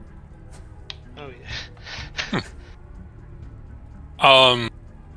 As I'm dangling this in front of her face, I'm gonna disapparate my offhand, and I'm gonna start searching through her pockets and pouches. Okay. Being that she's tied up, she can't really put up a real fight to this, though she does kind of wriggle a little bit. You come up with a scroll that has been concealed under her armor. As soon as I get it, I'll toss it over to Rotham. Go, this looks like something you might want, bud. Throw him over. Take a look at it. What have we here? It is in an old Elven dialect. Good news, you speak Elven, so that's helpful. And you are trained in history? I don't know about trained in history, but I do have the. I did do the sage background. Okay. Make me a history roll. Also, officially, no, he is not trained in history. Just for Yeah. clarification. You don't know the origins of this version of Elvish. You can read it because it's Elvish, and you are an elf. But it has like some weird turns of phrases in a few places that you have to kind of like do some mental adjusting for. It's really old Elven. Oh. And what is it telling me as I read It it? says, "High decree, so written as dictated by the Archimandrite. Astral compass readings place the fragment of the fallen star on the Isles of the Degenerate Elves. Oversee the revival or the retrieval of the fragment by the human allies and ensure its return to the Archimandrite at all costs. All fragments must be possessed by the Iron Chain. Any link who delivers a fragment shall be nominated for initiation to the 8th Circle."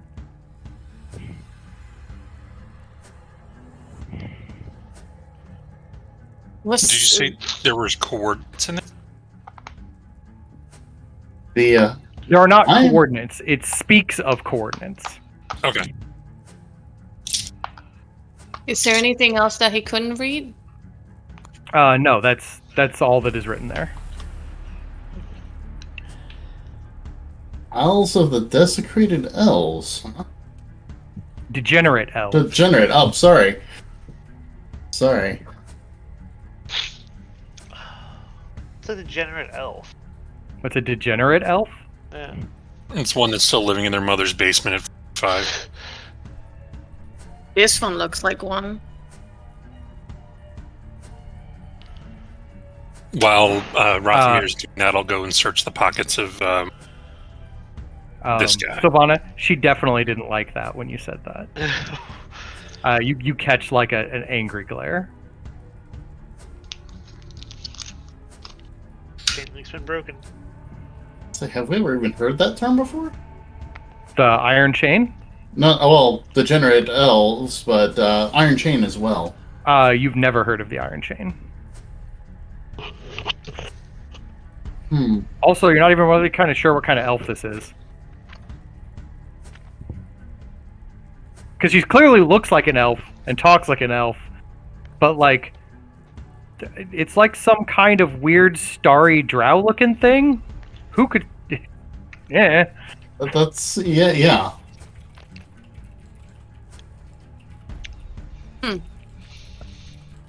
I know I don't like. I guess I'll talk to the Blackrift guard as he's going through. So who hired who? He seems to be currently taking his cues from the elf. Alright, If you want to have a private conversation with him, you may want to drag him away. Yeah. There you go. I'm I'll, tempted to do some, really. I'll work with Victor, maybe drag him over opposite side of this rock. Yeah, Okay. that works. So the three of you are just kind of going to go over here. Yeah, that works. Either one. Oh, yeah. Move. All right, and what are you asking the Iron Chain or the Blackrift soldier guy? Who hired who? What do you mean? Obviously, she's working. Seems like she's working for you. Oh, sorry, you're working for her. I'm not working for her. Who is? Well, I mean, King Wolfric hired them, Never or heard. is working with them. Never heard of him. King who? King Wolfkirk. The king, you've heard this name before. When the last set of Blackrift soldiers attacked you, it is their current king of Blackrift. Oh. Huh. And there was mention back there of this chain thingy. The Black iron chain? The iron chain. Iron chain. What's this iron chain? I don't know. Weird elves, anyway. Why are you working with her then? Because the king commanded that they work with us. Wait, is the king in charge of the iron chain? I don't know. What were you searching for here? Look. All I know is we're here. They're excavating something on the other side of the island, and we're supposed to be getting paid 3 times our wages when we get back. Huh. Is it like a metal artifact, star fragment? Did you hear anybody talking about anything? All I know is that there's an excavation going on. Whatever it is, it's important. Does this guy have anything in his pockets? Not really. You assume that like anything cool he would have is back at camp. Because there's no reason to bring money out into like the jungle. You can't buy anything out in the jungle. You can gamble it away. Victor, I don't think we're going to get anything out of this guy. Yeah, neither do I. I'll try to put him up here on this 5-foot ledge. Okay. And take one of my old socks out of my knapsack, ball it up in his mouth. He's like, ah! And then we'll leave him up there just so he doesn't drown, but he's also gagged and out of the way that people don't necessarily see him. Okay. Then you guys are gonna wander back over. Well, Yep. that took care of him. Whew. Man, you wash that blood off your hands real quick. Savannah, apparently your friends murder people. All right, so we took care of your friend. Are you willing to talk now, or should we also take care of you? What you guys do to him? The same thing you did to the last guy? That was disgusting. No, that was too easy, the last guy. This guy we tried to get a little more creative. Oh, God, you guys really need it. I don't. She's just like, I don't care what you do to me. Your dirt elves and your shadow children. I don't care about any of it. I mean, degenerate elves don't like any other. Do you hear that, Sylvana? She's insulting us too. Into at least, but she's the one sitting on the dirt all tied up and about to get out emotion. If she makes it back to camp alive, of course. I'll take the other sock from that pair, Okay.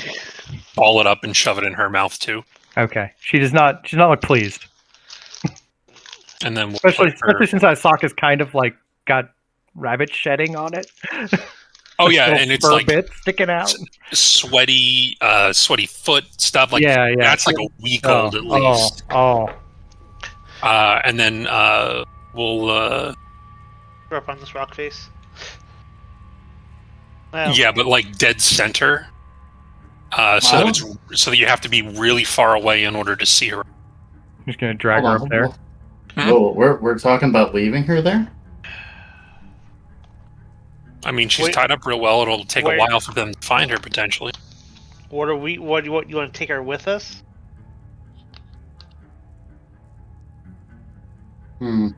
Dex like looking down from the rock. I can leave her here. No. I don't know if it's good to leave her based on what she did earlier. She I does mean, seem important. Maybe we can use her as leverage. Yeah, we could. I mean, she doesn't pose a threat to us anymore. She's tied up pretty damn good. I mean, Yeah. I'm not a fan of killing people unless we have to. Same. I mean, it'd be pretty damn easy to kill her right now. I mean, pop, I'd be done. If she causes us trouble, we can remove the problem at that point. The soldier did put his weapon down for her. She might be a person of importance that, like I said, we can negotiate for it if we need to for some reason. Well, While I was up there, in addition to the bindings for her arms and legs, I'll also take her shoelaces and tie them together. Okay. Well, No, now you she remove- definitely no. can't walk. No, you take the shoelaces with you. Deck's not that smart. But she can't walk. Somebody has to carry her. I mean, I'm not strong enough to carry her. I'm not either. I could, but And I'll take the final body and toss it out into the ocean so that it sinks and then drifts off. It goes off into the. You see it like float in the water for a little bit, and then some kind of fish monster like grabs it and pulls it under. And then where there's blood in the sand from our battle, let's try to cover it up and mix it in with the other sand so it's blended in. Okay. what did you do with his axe? Did you throw it in there with it? Probably. Yeah, it would be gone. Okay. Let's should we go hide the dinghy? Or do we hide the dinghy? I mean, it's right up here in the. Like parked up next to that head in the sand. Okay. So they're excavating something on the other side of this island. Whole bunch of them. The other guy was no use in telling us anything, but he at least told us that they're excavating something. Probably where all those ships we saw earlier. Yeah. And maybe we should go check it out. It might be that star fragment. Rothamir, so a couple of things that from your reading of that note earlier. Whoever's over there apparently has an astral compass. Yeah. Because that's what it said. Mhm. Astral compass readings place the fragment of the fallen star on the Isles of the Degenerate Elves. Oversee the retrieval of the fragment by the human allies and ensure it is returned to the Archimandrite at all costs. So whoever it is has an astral compass like you guys do, and believes that the star fragment is here on the island like you guys believe, and has constructed a massive excavation tent city with an armada parked next to it. So, we've got so there's at least one astral compass and at least one star fragment with it, and another one on the island.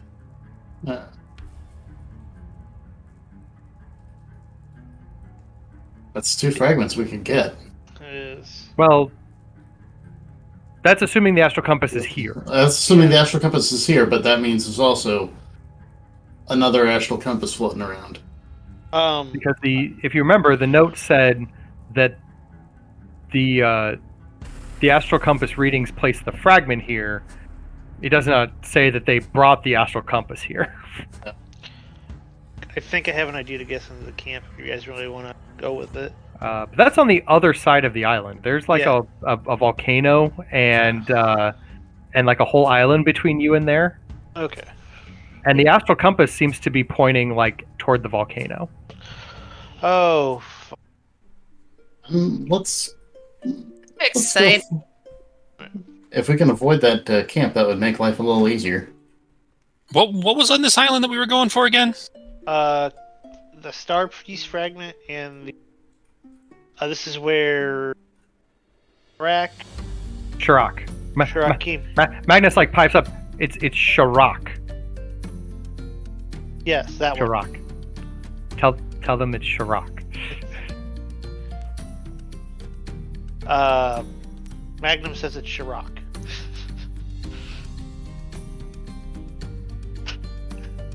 So we're here to try to find that map that Shirak had, but it just so happens that there's also a potential star fragment on this island. I know, it's a super weird coincidence. I mean, I say we start making our way that way. You know, if we find the map, great. If we don't, we have the star fragment we can try to find too. Yeah. Who knows? Along the way, we might find the missing map. All right. Speaking of which, Savannah, I'm hurting a little bit. Can you help me out? I lick my fingers and start removing some of the... And then I giggle. And I said, of course. Let's see. I will cast Healing Word. I don't have Cure Wounds. I wish I could help more. Does that make it feel a little better? Yeah, it feels a little bit better. Hold on, Deck. Not great, but still. I'll give you a hand on that. Oh, thank you. Oh, so much better. Thank you. Yeah. How On you a doing, scale Deck? on a scale of 0 to 27, I'm about a 19. Yeah.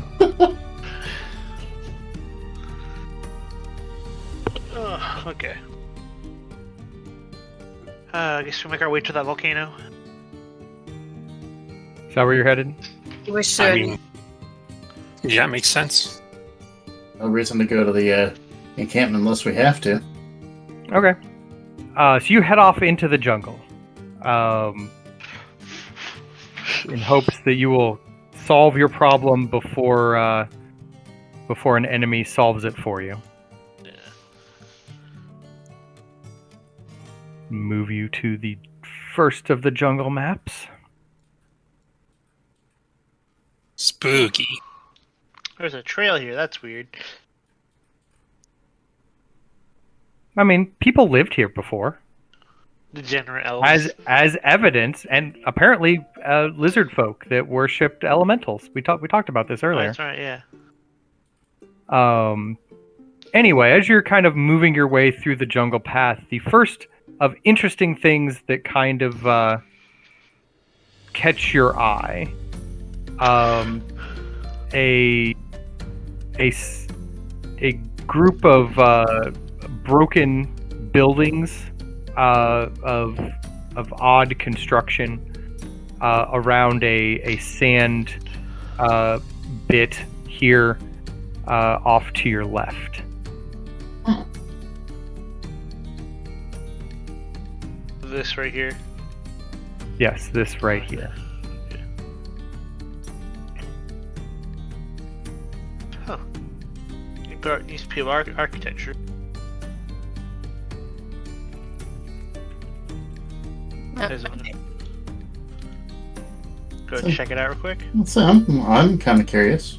Okay. Deck's already taken off. All right. Yeah, Deck's like, ooh, something cool. Something that's not a tree. Deck, What do we see? remember what time? So as you kind of round the corner, it is looks like a area that was maybe like a storage building of some kind, or maybe like a market bit a long time ago. There look to be a few statues that have been broken, a few other bits of rock that have strange symbols kind of carved into them.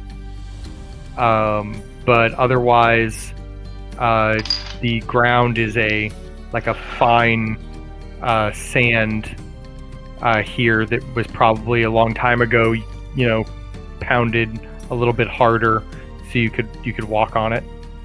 I mean, you still can walk on it, but it looks like it's a little looser than it used to be.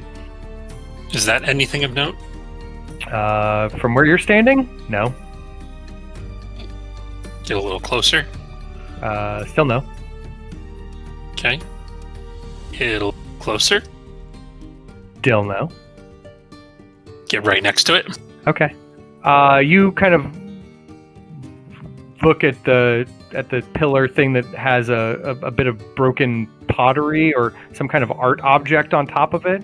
The other three of you, as Deck kind of enters the sand area, you see that some of the sand that he kicks up has a strange glimmer to it, and then Deck's legs start disappearing.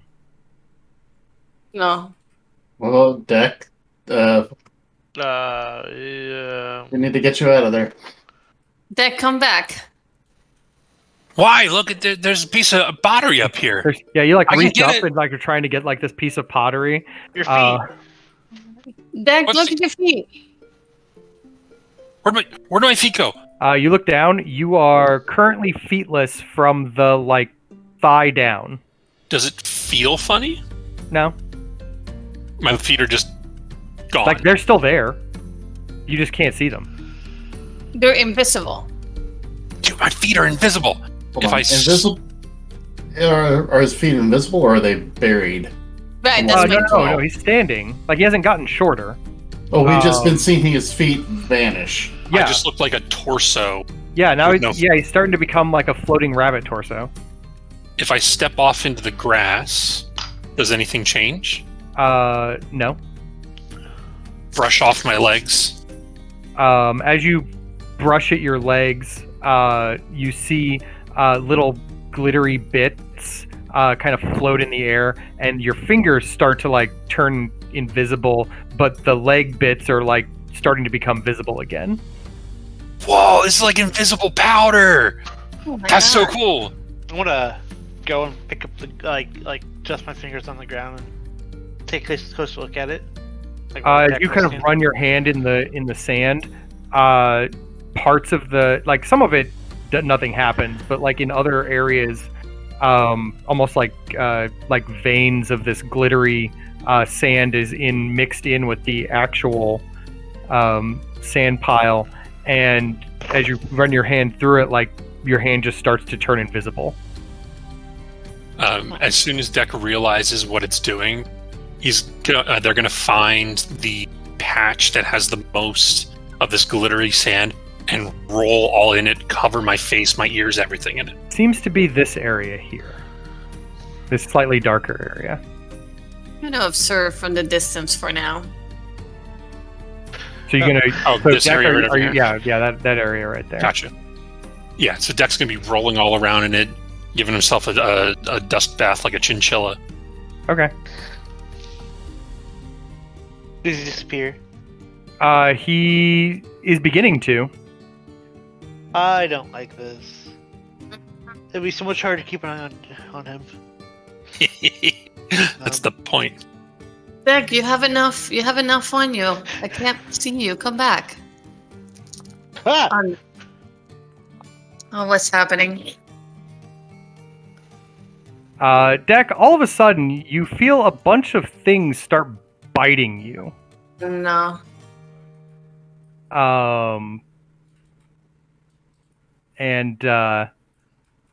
And all of a sudden, around Deck, yeah, it's not great. Give me 1 second here. Several swarms of what were invisible beetles.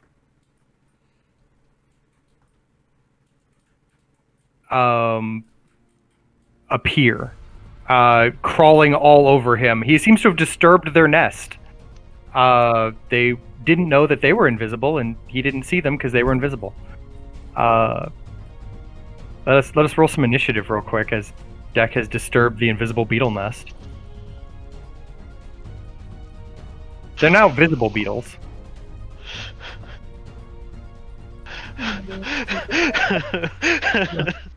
Uh, Is In my defense, Is How Deck much fully damage did invisible Deck now? take?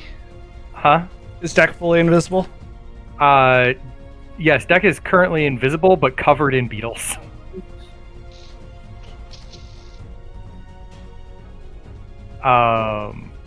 But anyway, Deck, you get to go first. Everything hurts. yeah. So, bonus action disengage, Yeah. and then I will make my way 30 feet in a direction that you guys can't see. Likely over behind this pillar right here. You just see a bunch of dust kicked up heading that direction. Ah! And so I'll be right here around this I corner. assume Deck's not quiet about Oh, can this. you not see your character? No, I can't. Okay. I was hoping you How could. about now?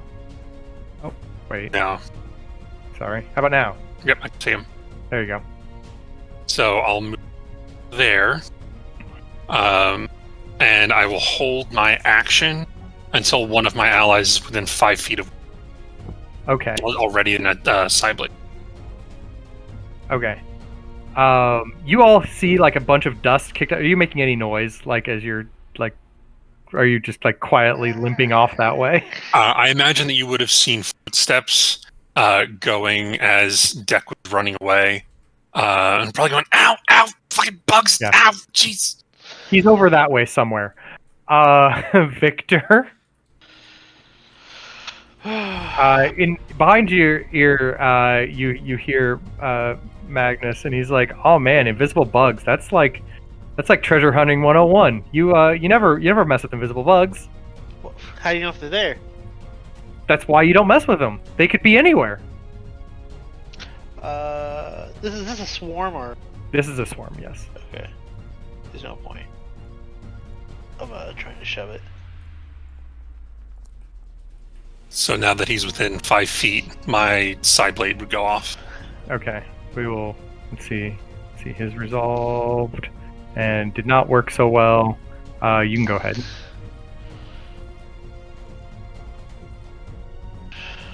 Yours That much better. plus sneak. You do an appreciable amount of damage to the swarm. And then anything else, Victor?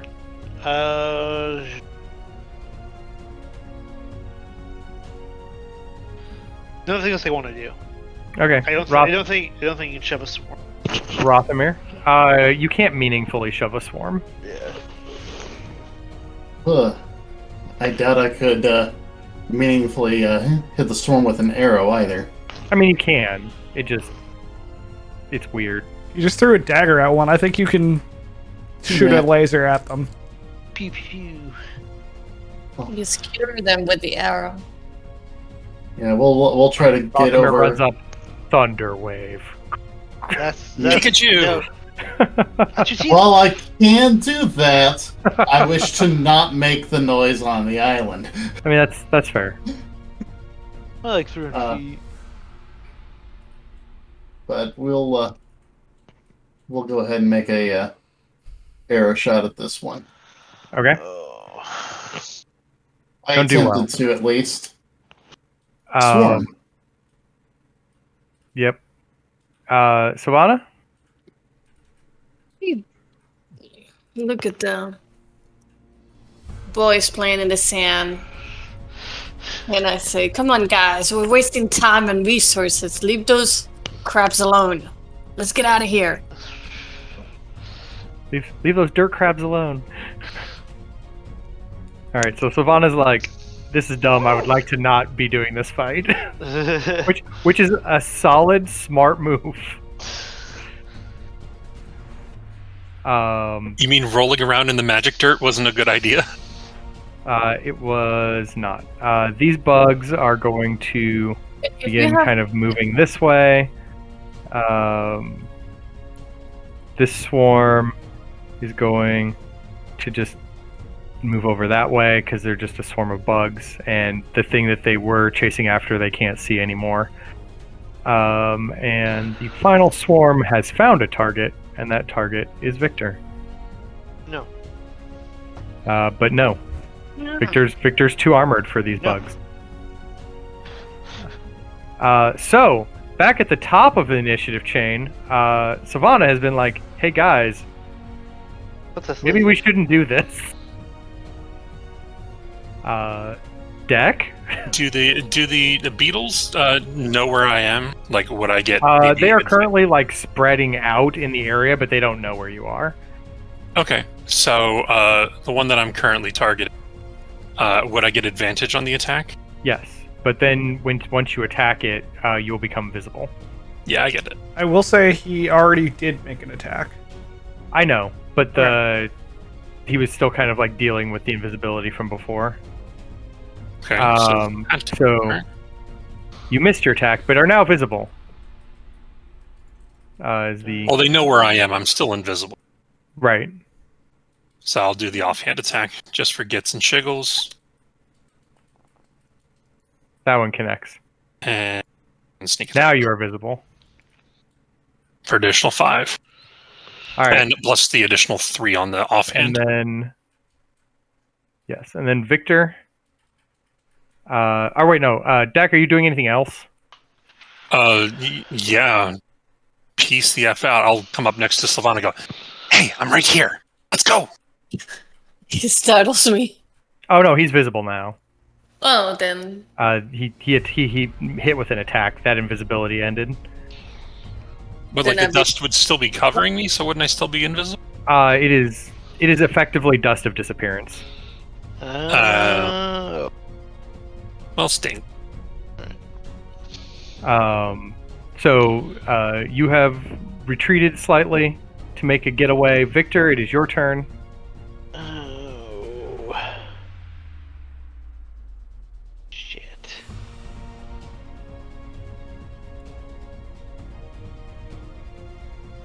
I will. Guess we're leaving this. I'm gonna disengage. Okay. Rothamir, you also on the disengage path? Yes, I am. Sylvana, you as well? Yes. Alright, we will end combat, and you all can... Well, before I go, I was gonna Yeah. mage hand that. Mage hand what? Was this? What was this? Was this not like? Oh, it's like a pot or something. It's gonna mage hand it away. Okay. Alright. It falls off to the side and like breaks. Maybe I it was gonna smashes a bug or two on the way down. I was gonna take it. Oh, you're gonna take it with you. Oh, okay. It's just an old like piece of pottery. I didn't know if it was like. I didn't know if it was anything. Well, I mean, you now have an old piece of pottery. You now know what you have. Okay. Okay. Yeah, we leave. All right. That's fine. So you guys basically decide to peace out from that and that's perfectly acceptable. That's a thing you can do. That was a. We will move to the next island encounter. You mean we don't have to be murder hobos? No. I mean, we weren't really murder hobos the last. I'm confused. It does also mean that you did not harvest any of the dust of disappearance, but Wow. that's fine. I see where that could be. But As you kind of wander up to this new area after dealing with the mess from before, you find yourself in kind of like the entrance to a ruin, and outside of it, a large, pulsing, glowing blue crystal. no deck. And But it's I mean, so it pretty. is pretty big. We're talking like maybe a 10-foot tall hunk of crystal. Just like the one from the where I first got the compass. No, because those glowed. Well, I guess they glowed of their own volition once the trap was sprung. But beforehand they only glowed when you added light. This glows of its own accord. Those See of all you those- with magical powers, the two of you, both Rothamir and Sylvana, you can feel an arcane energy radiating from this crystal. Ooh, that's a lot of power. I cautiously approach to get a closer look, but no more than here. You can feel like like magical waves of energy just kind of like flowing through you as you move into its wake. How does it feel? Do I feel? Tingly, warm in some aspects. I think this is a mage trap deck. You two are in the back going, these guys are screwed. Say, I'm gonna. Do we know? And they were yelling at me for rolling around in some damn dirt. I heard any? Do I know anything about like a large magic storing crystal or anything like this? Make an Arcana check.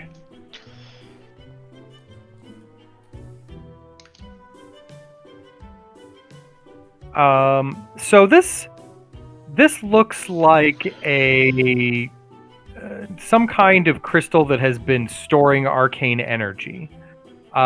You feel that like if you had it or you had a chunk of it, maybe it might make spells cast around that piece of rock a little stronger in some instances. You do know though that like in its current matrix, harvesting a chunk of it might not be safe. Like you'd have to be very delicate. Otherwise, it will go Critical. critical. Oh. Well, gang, that's a very useful crystal. I Very don't know how. Yeah, don't know how safe it is to get part of it. Hmm. You want me to try?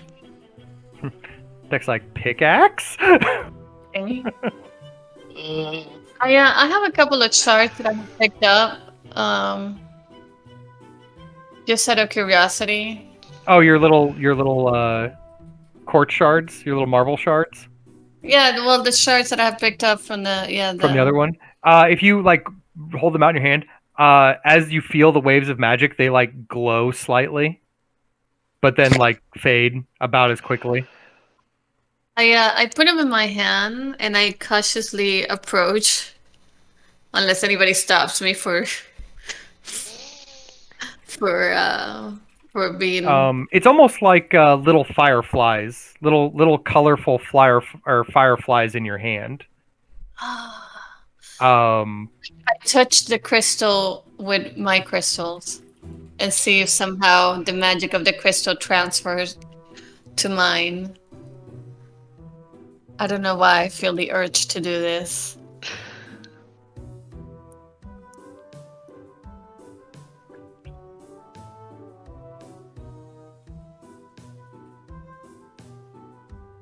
but otherwise, nothing new or cool happens beyond that. Like you can feel like the little crystals like flare to life, but then fade again, and it's peaceful. Put them away in my bag, slightly disappointed, and I feel intimidated, so I back away a little bit again. Okay.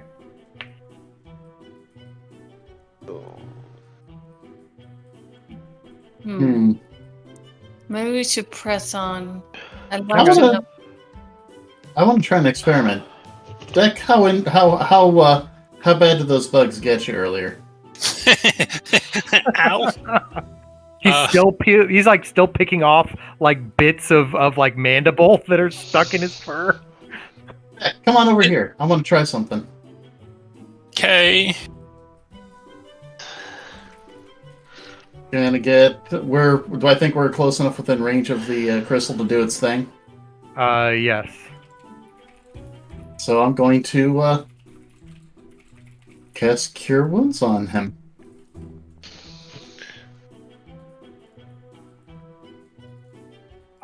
So you cast it, and it works, and then it works a little better.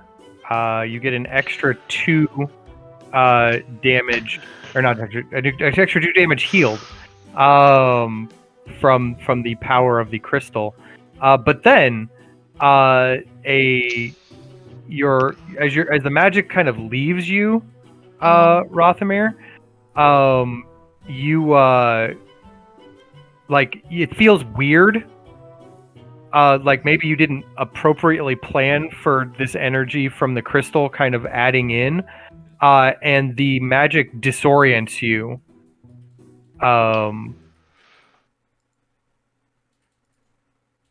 And something happens. No.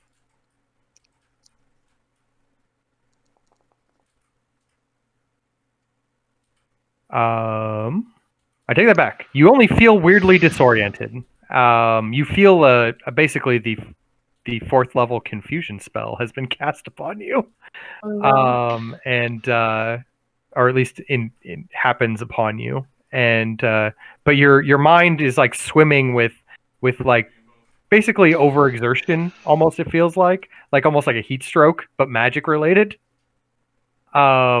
And you see like spots in your vision briefly, and you're having a little trouble walking, but you manage to keep it together. Okay. Are you feeling okay, buddy? Waffle one. Find the kind of. I'm gonna just kind of nod my head as I mumble. He's having a hard time putting words together. Are you having a stroke? He's You should have having a named the stroke ship. over there. You should have named the ship now. He doesn't look good. Perhaps we should get away from the crystal. How many fingers am I holding up, bud? 12. Already 27. Look, I have it on 9 then. You're not even sure that Harangon have more than like 3 or 4 fingers on their hand, but he's definitely got 12. Whoa! And they're all that wobbly. crystal's like that crystal must be like a psychedelic. That's so cool. It feels that way. Well, I know who'd like this. He's on the boat. Rothamer, why don't you come with us? And I try to gently Just pull. Just drag him away from the Uh-oh. crystal. Kind of going with. Just gently. All right. So what's the word? I'm gonna ask Sylvana, sorry. No, it's just funnier every time. Yeah. By the end of the campaign, we'll get it. Yeah. Oh. Perfect game set. So what's the worst that could happen if I were to try to break off a chunk of this crystal? I have no idea. Make me an Arcana roll. I wouldn't lie if I was tempted myself, but maybe we shouldn't meddle with this animal.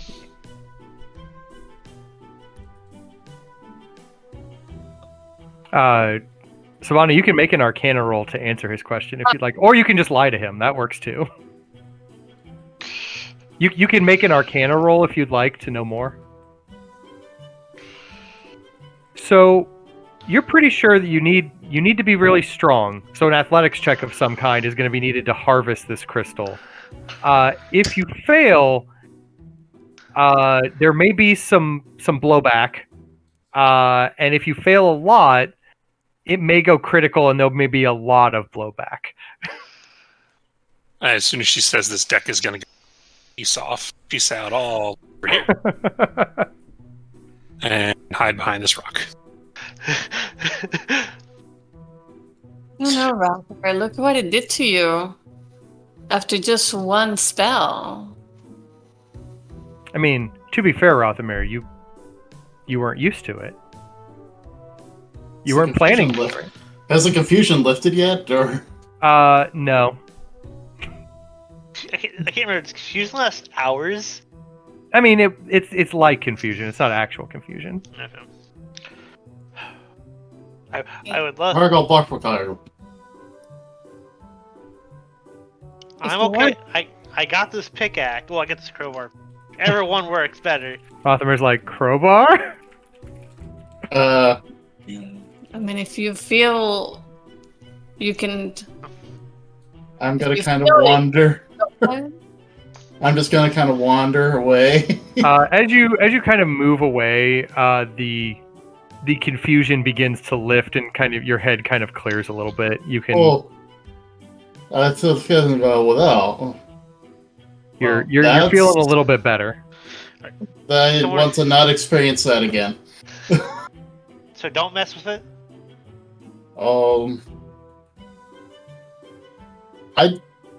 I don't know. I mean, I mean, Deck, how well are you feeling now, buddy? I mean, I feel great. Well, I mean, better than I did, but not great. I feel Like, great. Rothamir in the back, or not Rothamir, Victor in the back of your head, you hear Magnus go, Can you imagine how much money you could make from that? Yeah. Especially if we could get it back to the ship in like one piece. I don't look. We don't know how far the thing goes. I mean, you just break it off the rock. Well, yeah. And Who knows? Drag it back to the ship. That's That's what I'm just trying. That's what I'm trying to get a few chunks. I mean that too. Like those weirdos over at the Alabaster Academy would pay a fortune for this. I know. Even knowing the location, they might for it. Boy. All of you can hear Victor's half of this conversation. Yeah. Because Victor. By the way, you actually have to talk Yes, I to talk figured. to Magnus. I figured. If you guys want to give me some words of encouragement, I can go try to take a sample of this. Chrysanthemum! Wink, wink, nudge, nudge. Guidance. I can't exactly stack that. I mean, I don't feel like I should be encouraging this, but if you feel you must, You can do it! I want you to be as safe as you can. So please be careful. I cast guidance at 12th level! Over the back. Like, you got this. All right. I'd say we can't stack guidance, can we? You cannot. That's what I And thought. Not how that after I yell that, I duck down and cover my ears with my hand. Make me a strength athletics I roll. say you could maybe try to assist him in the check. Do I? Well, no, you have to be over there helping. A little close to Didn't say you didn't. Yeah. But anyway. Thinking, do I get advantages with my crowbar? Oh heck no! You're just be lucky I'm not giving you disadvantage for not using the right tool. All right.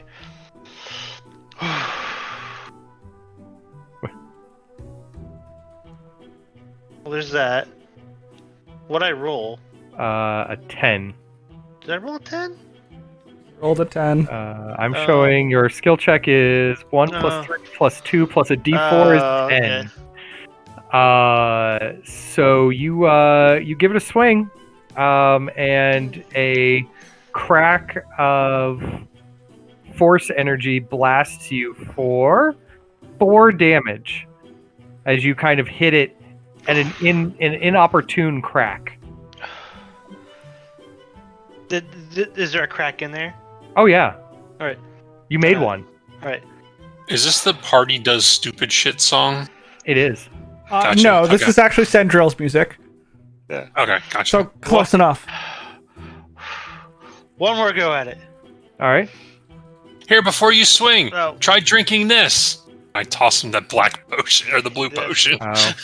I he will. does not pay attention to that. I Yeah. guess. I will say, were you going to cast guidance again? Oh, Yeah. that's another point. Okay. Again. Add another d4 to that 12 then.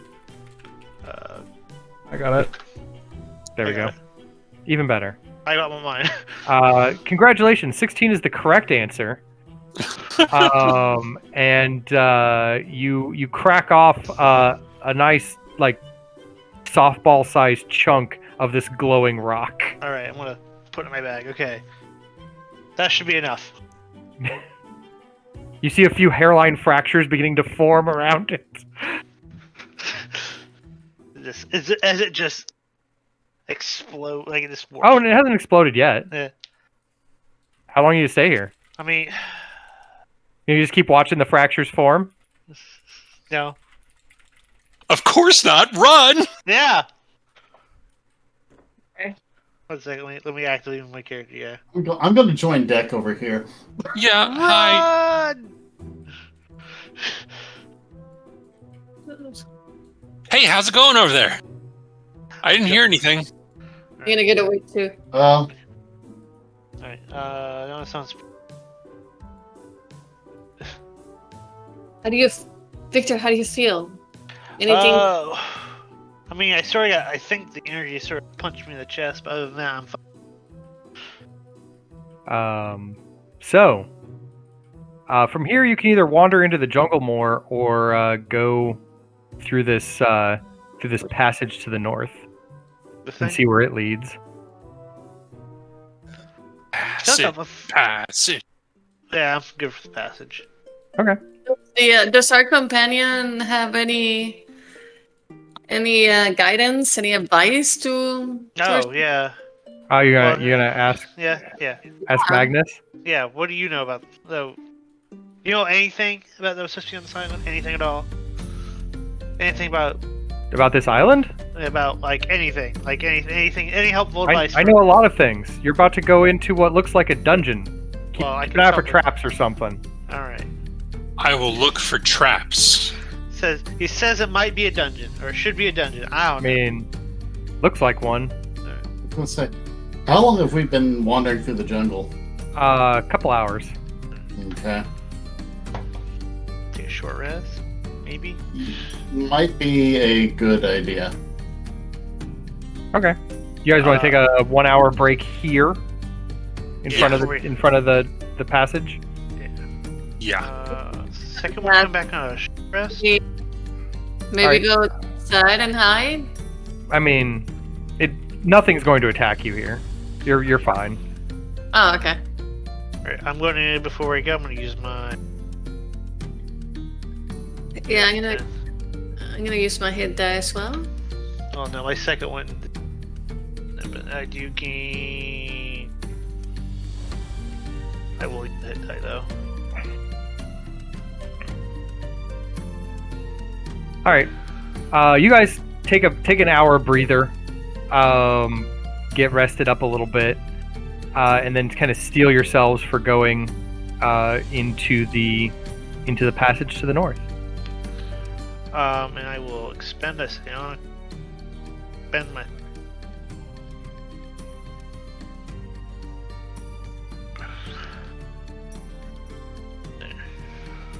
All right.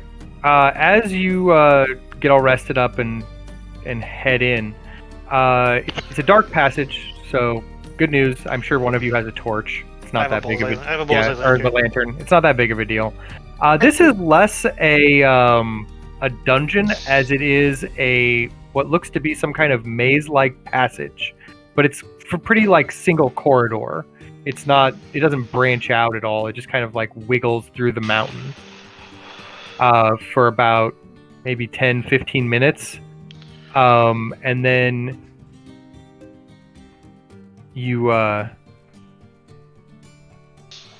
come out into an outcropping that looks kind of significant. Careful, guys. Gals. And people. But this is the area that you find yourselves in. It's a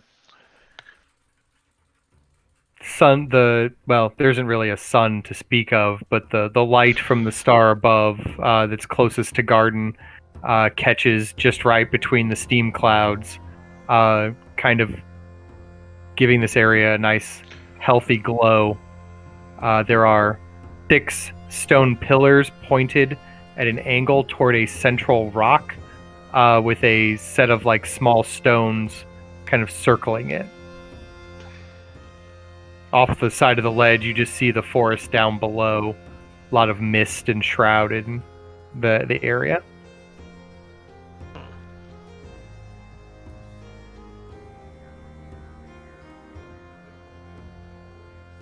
I'll be the curious one. Yeah, I look back at Dak to see if he's about to take off running towards the center. I don't know. Last time I did that, something bad happened. I'm not doing that again. he's like many times bitten by beetles, many times shy. I'll That's go it. on this side. I'm getting closer, and I'm just gonna take a good look around at it. Okay. What are you looking at specifically? See if there's anything interesting that I see. If there might be some weird significance to it that I can tell. Make a history roll of some kind. Or in Sylvana, if you have religion, that would also work. Oh, I will definitely roll for religion. Okay, make a history roll. History, Rothamir, you've got the idea that this is obviously some kind of primitive site of significance, Clearly, maybe some kind of meditation space based on the central rock, or some kind of ritual location. Sylvana, you think that this definitely bears some religious significance and might be a place of commune or cleansing, something to do with the central stone. You think with your higher religion roll that maybe in order to get the full effect, one must maybe sit on the stone or lay upon it in the sun, or something that lizard folk would do.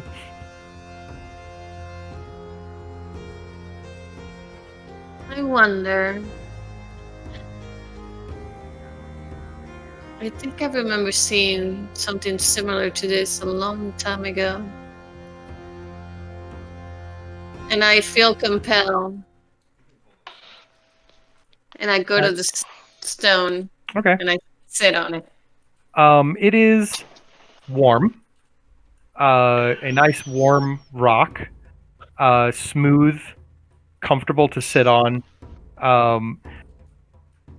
The area around you, from the inside of the circle, feels a little more vibrant than before. Like the trees look a little greener. The berries on them kind of pop with a color. The flowers and kind of sway in the breeze just right. And a swarm of colorful lizards kind of crawls up out of the grass and perches on this stone, sunning themselves and looking upon you.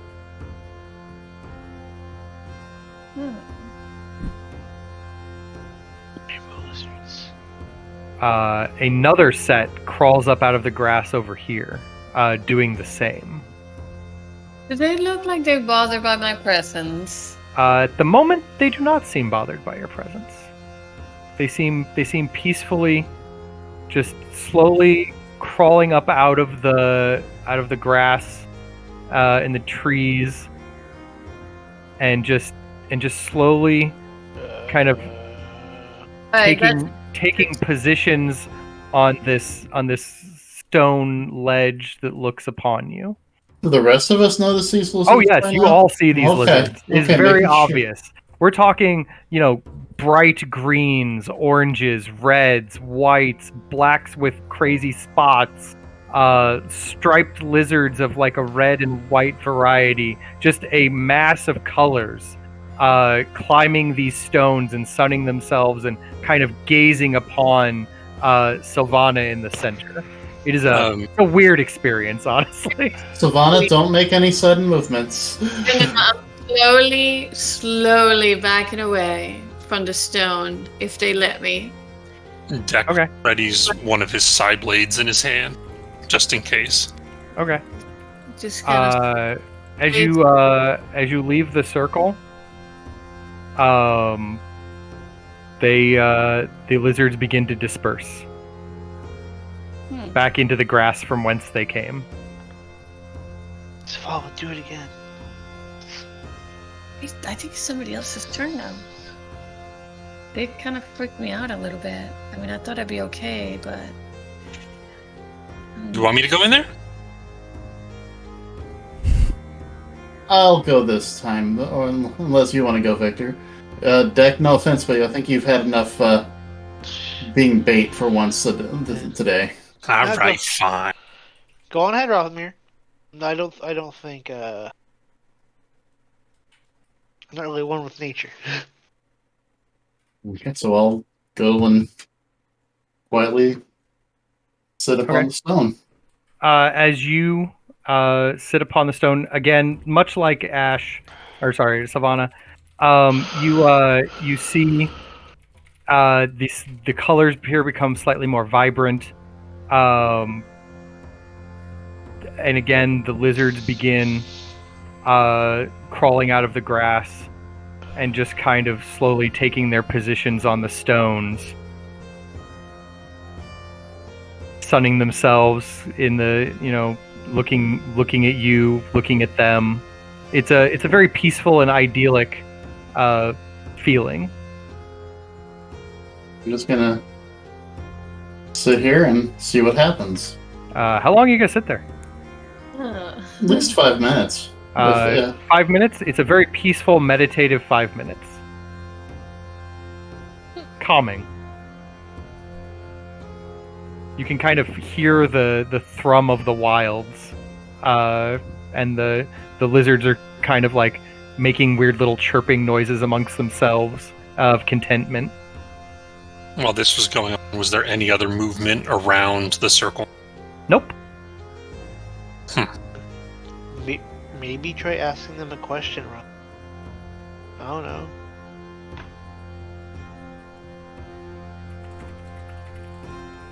Do you all speak common?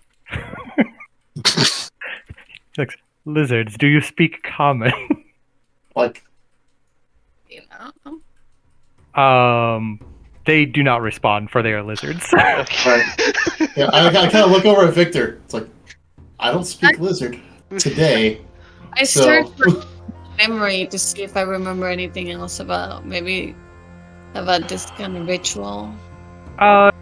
You're pretty sure that this is like a kind of like a ritual place where like someone would go to, center themselves or prepare for something greater later. You don't know if there's actually like any real like effect that would happen to you. It's just a place to go and like contemplate. I'm gonna go up here, I guess, try to touch one of the lizards. Slowly. Most of them don't move when you touch them. They seem pretty chill. Alright. One of them like crawls off the rock and like onto your hand and just kind of looks at you with its like shiny little eyes. Huh.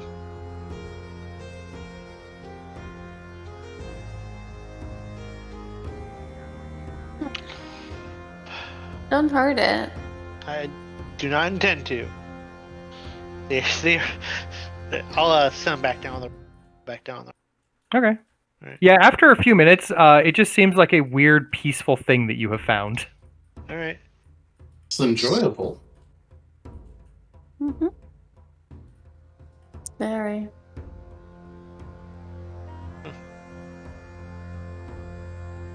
Maybe we're all supposed to get in the center. I don't know. I'm kind of wishing we'd done our rest here. This would have been great. Maybe we all just sit on the rock. You just all like start fighting for the rock. You're like, I want on the rock. I want on the rock. No, you all can spend some time within the circle. It feels nice. Nice. A lot of your worries kind of feel inconsequential here. Alright. Some dungeon, right, Magnus? He's like, I don't know. Can we sell these lizards as like to a spa somewhere? I think this would be great. Take this whole cliffside. No, just box up the lizards. This guy would sell his own mother if he could make a buck. Would you? What, sell my own mother? Yeah. No. Why would I sell my own mother? That's terrible. I'll- I wouldn't get a good price for her. That's not the point. Alright, I think we should go. All right. Just- Heading back the way you came. It is not long before you find a path and begin traveling it, and you find a center kind of stone area. Oh shit.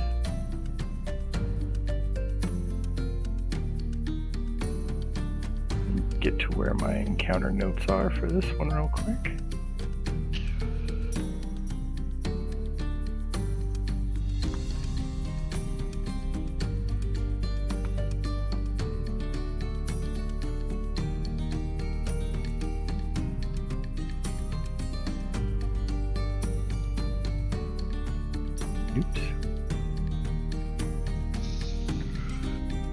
There we go.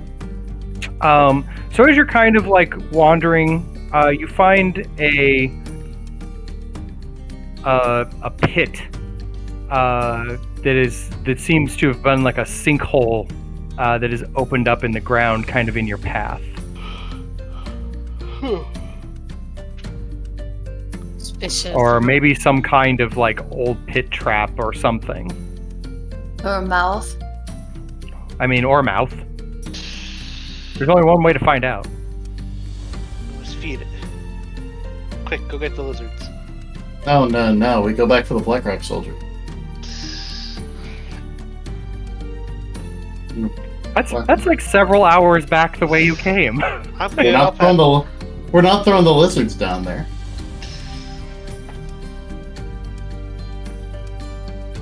But that's what you see from where you currently are.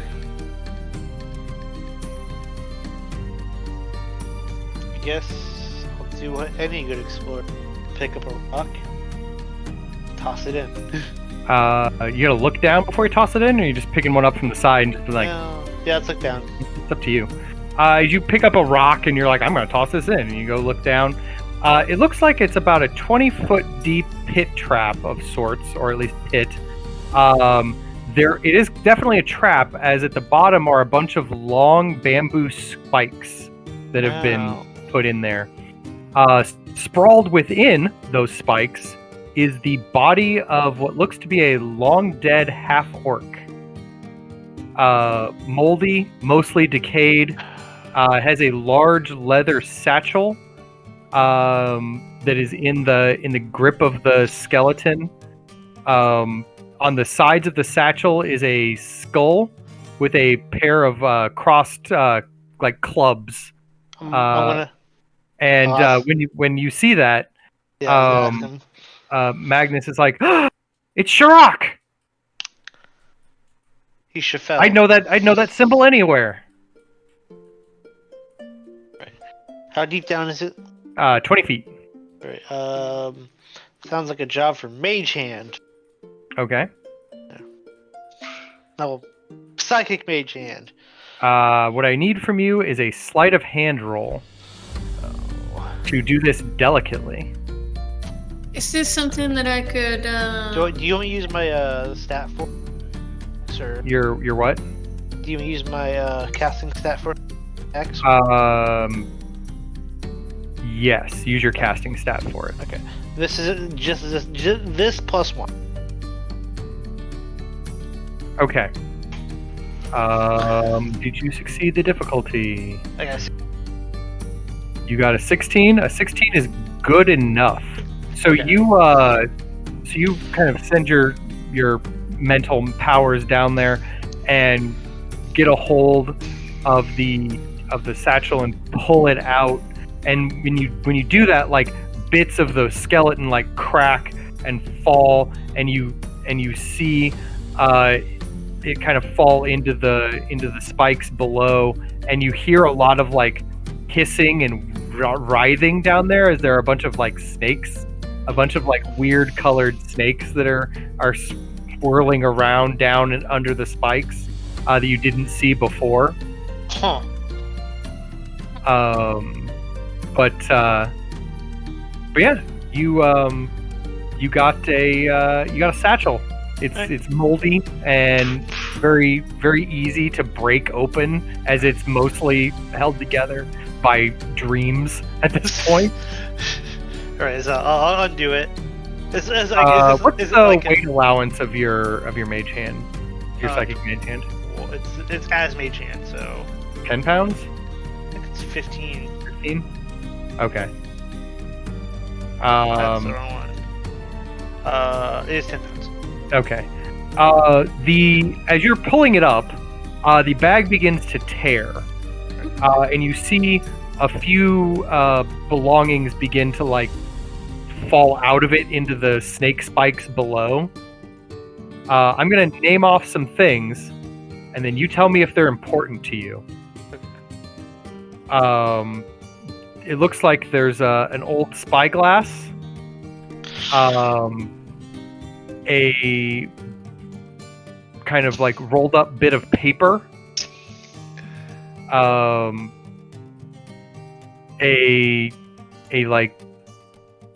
what looks to be some kind of a tool bag. A wrapped bit of some kind of square object. Are you attempting to save any of these things? I guess the rolled up paper. So the rolled up paper is the thing you care about the most? Seems so. Okay. Because that is a piece of paper Wait. and weighs almost nothing, you can easily retrieve it. Okay. The rest of it falls down below and gets kind of like subsumed by all of the writhing snakes, and you can't see them anymore. But you come up with a piece of paper. Wait, what's the piece of paper? You unroll the piece of paper. It appears to be an old map of garden, and inside is marked with notes showing a clue to the treasure of one Crimson Kate. Wait, so this was Shrock? Yeah, it's a Shrock. Oh. According to this map, if you stand on the Trader Shoals outside the giant spur, you can trace a path by the stars to the true resting place of Crimson Kate's treasure. Okay. Those of you who are navigators by trade can make me an intelligence roll. My two Spelljammer folk. Oh, okay, so that's Spelljammers, okay. Oh, there you go. Rothamir,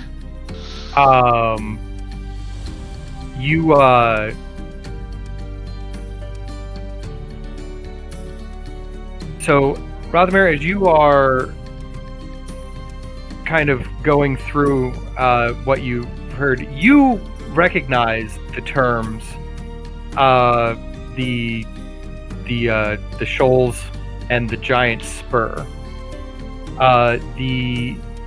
The Trader Shoals is a area that has, well, importantly, it's in dragon territory. But also it's kind of like a market that opens up on this like this little islet in wild space, this rock that's kind of like sitting out there in garden. And a long time ago, some giants decided that if they built a tower high enough, they could pierce wild space and go directly into the astral plane. And they built a really big tower. Like, stupidly big. Incomprehensibly tall. Like, days to walk up tall. And then something happened, and they never finished it. Or they did finish it, and they must have gone to the astral plane. Who could say? Either way, they're gone. Either way, they're gone, and dragons now rule that section of garden. So, apparently that's talking about going to a big tower in a spot ran by dragons.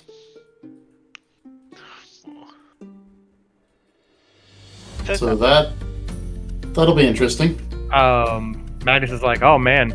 But that's just so that we can figure out where the treasure actually is. It's not actually in the dragon spot. I mean, that's what it says, right? Vaguely? I feel like that box... Well, you can't see that anymore. It's down there with the do I poisonous see where snake. it landed? Not anymore. Like, there's just a pile of poisonous snakes down there. Whatever fell kind of like got pulled under from all the writhing snakes. Anybody got a torch? I mean, you can go down there. I can cast light. That's not why I want a torch. I can cast light. So hang on to your torch. No. He wants fire to scare away the snakes. Oh, gotcha. He wants to drop a torch down there, hoping that the snakes will move. Yes. I think actually check. I do in fact have a torch. I have lit one torch. I have dropped one torch. Okay.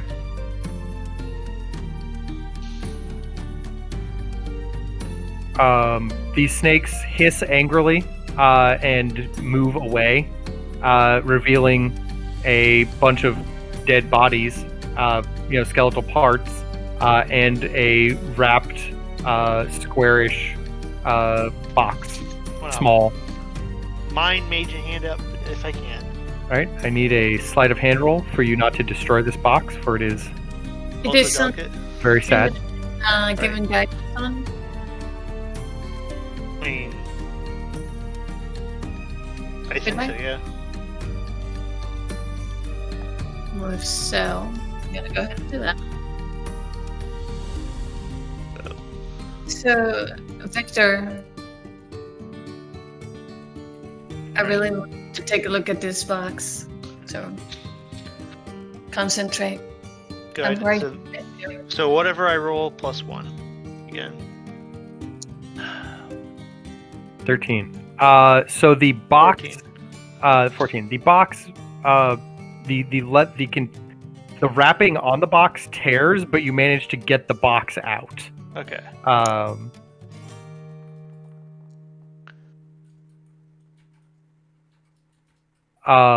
Inside the box is a petrified mouse. Oh, it was his animal companion. That might like it. Did he have an? I'll ask. I'll ask Magnus if Sirach had like a pet they took care of. He's like, oh no, that was his. What do you call that? A ward against imps. Huh. I don't get it. Half orcs are weird. All right. I mean, I never got attacked by an imp when he was around, so I guess it worked. Just a trinket, Ben. As far as you know. Okay.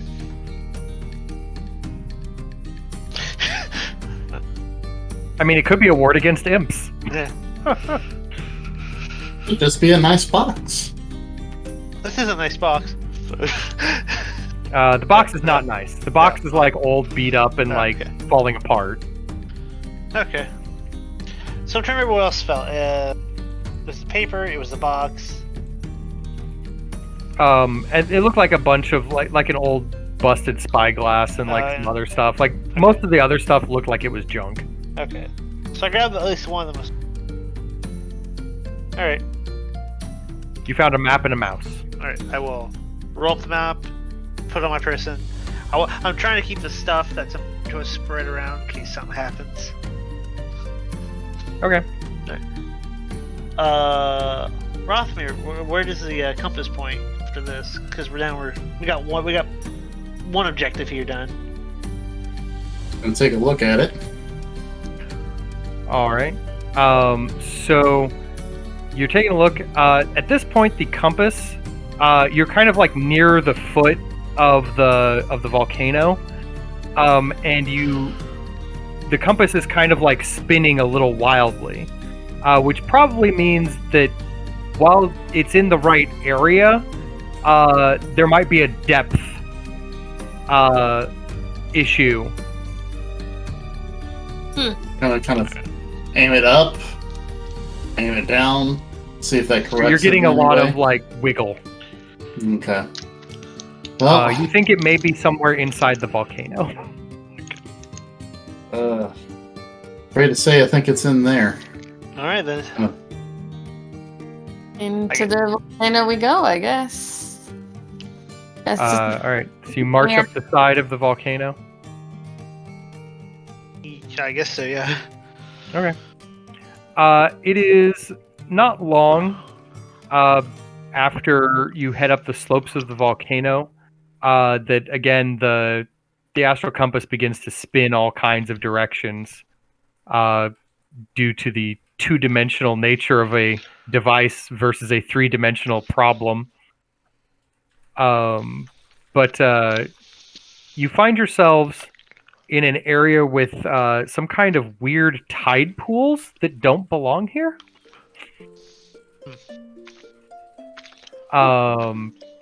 Along with some like lava caves. You're a little high up for there to be tide pools, but there are definitely several here. I'll be right back.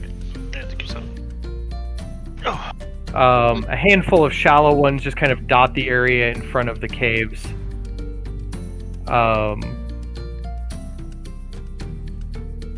There doesn't seem to be an entrance where near you to the volcano, but there are a few caves that kind of dot the southern slope.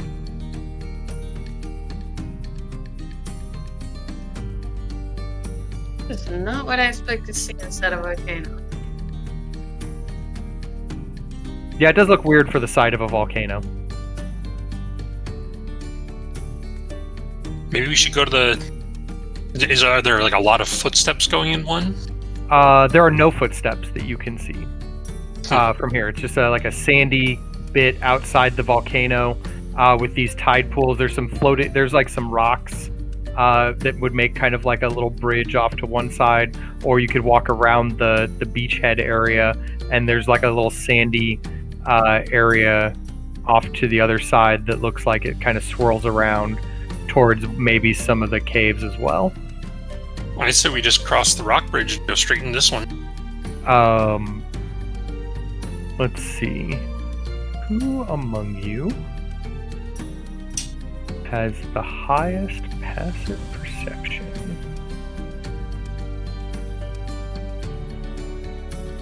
Let me consult something real quick. I think I might know the answer to that question. I'm pretty sure the answer is Deck. I think we've had this. Really? Oh yeah, it is. Because I could be perception wrong. is wisdom? No, it should be Sylvana. Oh no. Yes. Savannah, you are correct. So Deck, as you're like, maybe we should just cross the rocks. Like, it's fine.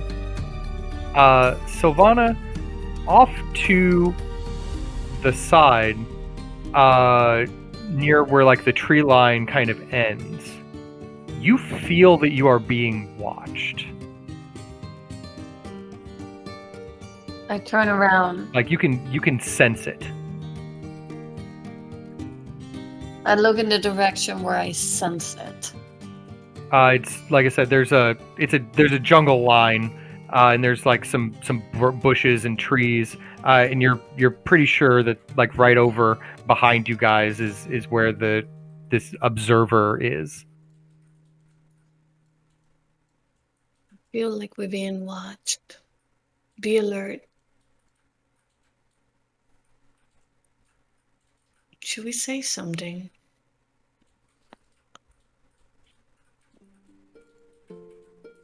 All right, so maybe we should just wait here until the rest of the army gets here, and then we can try to go in.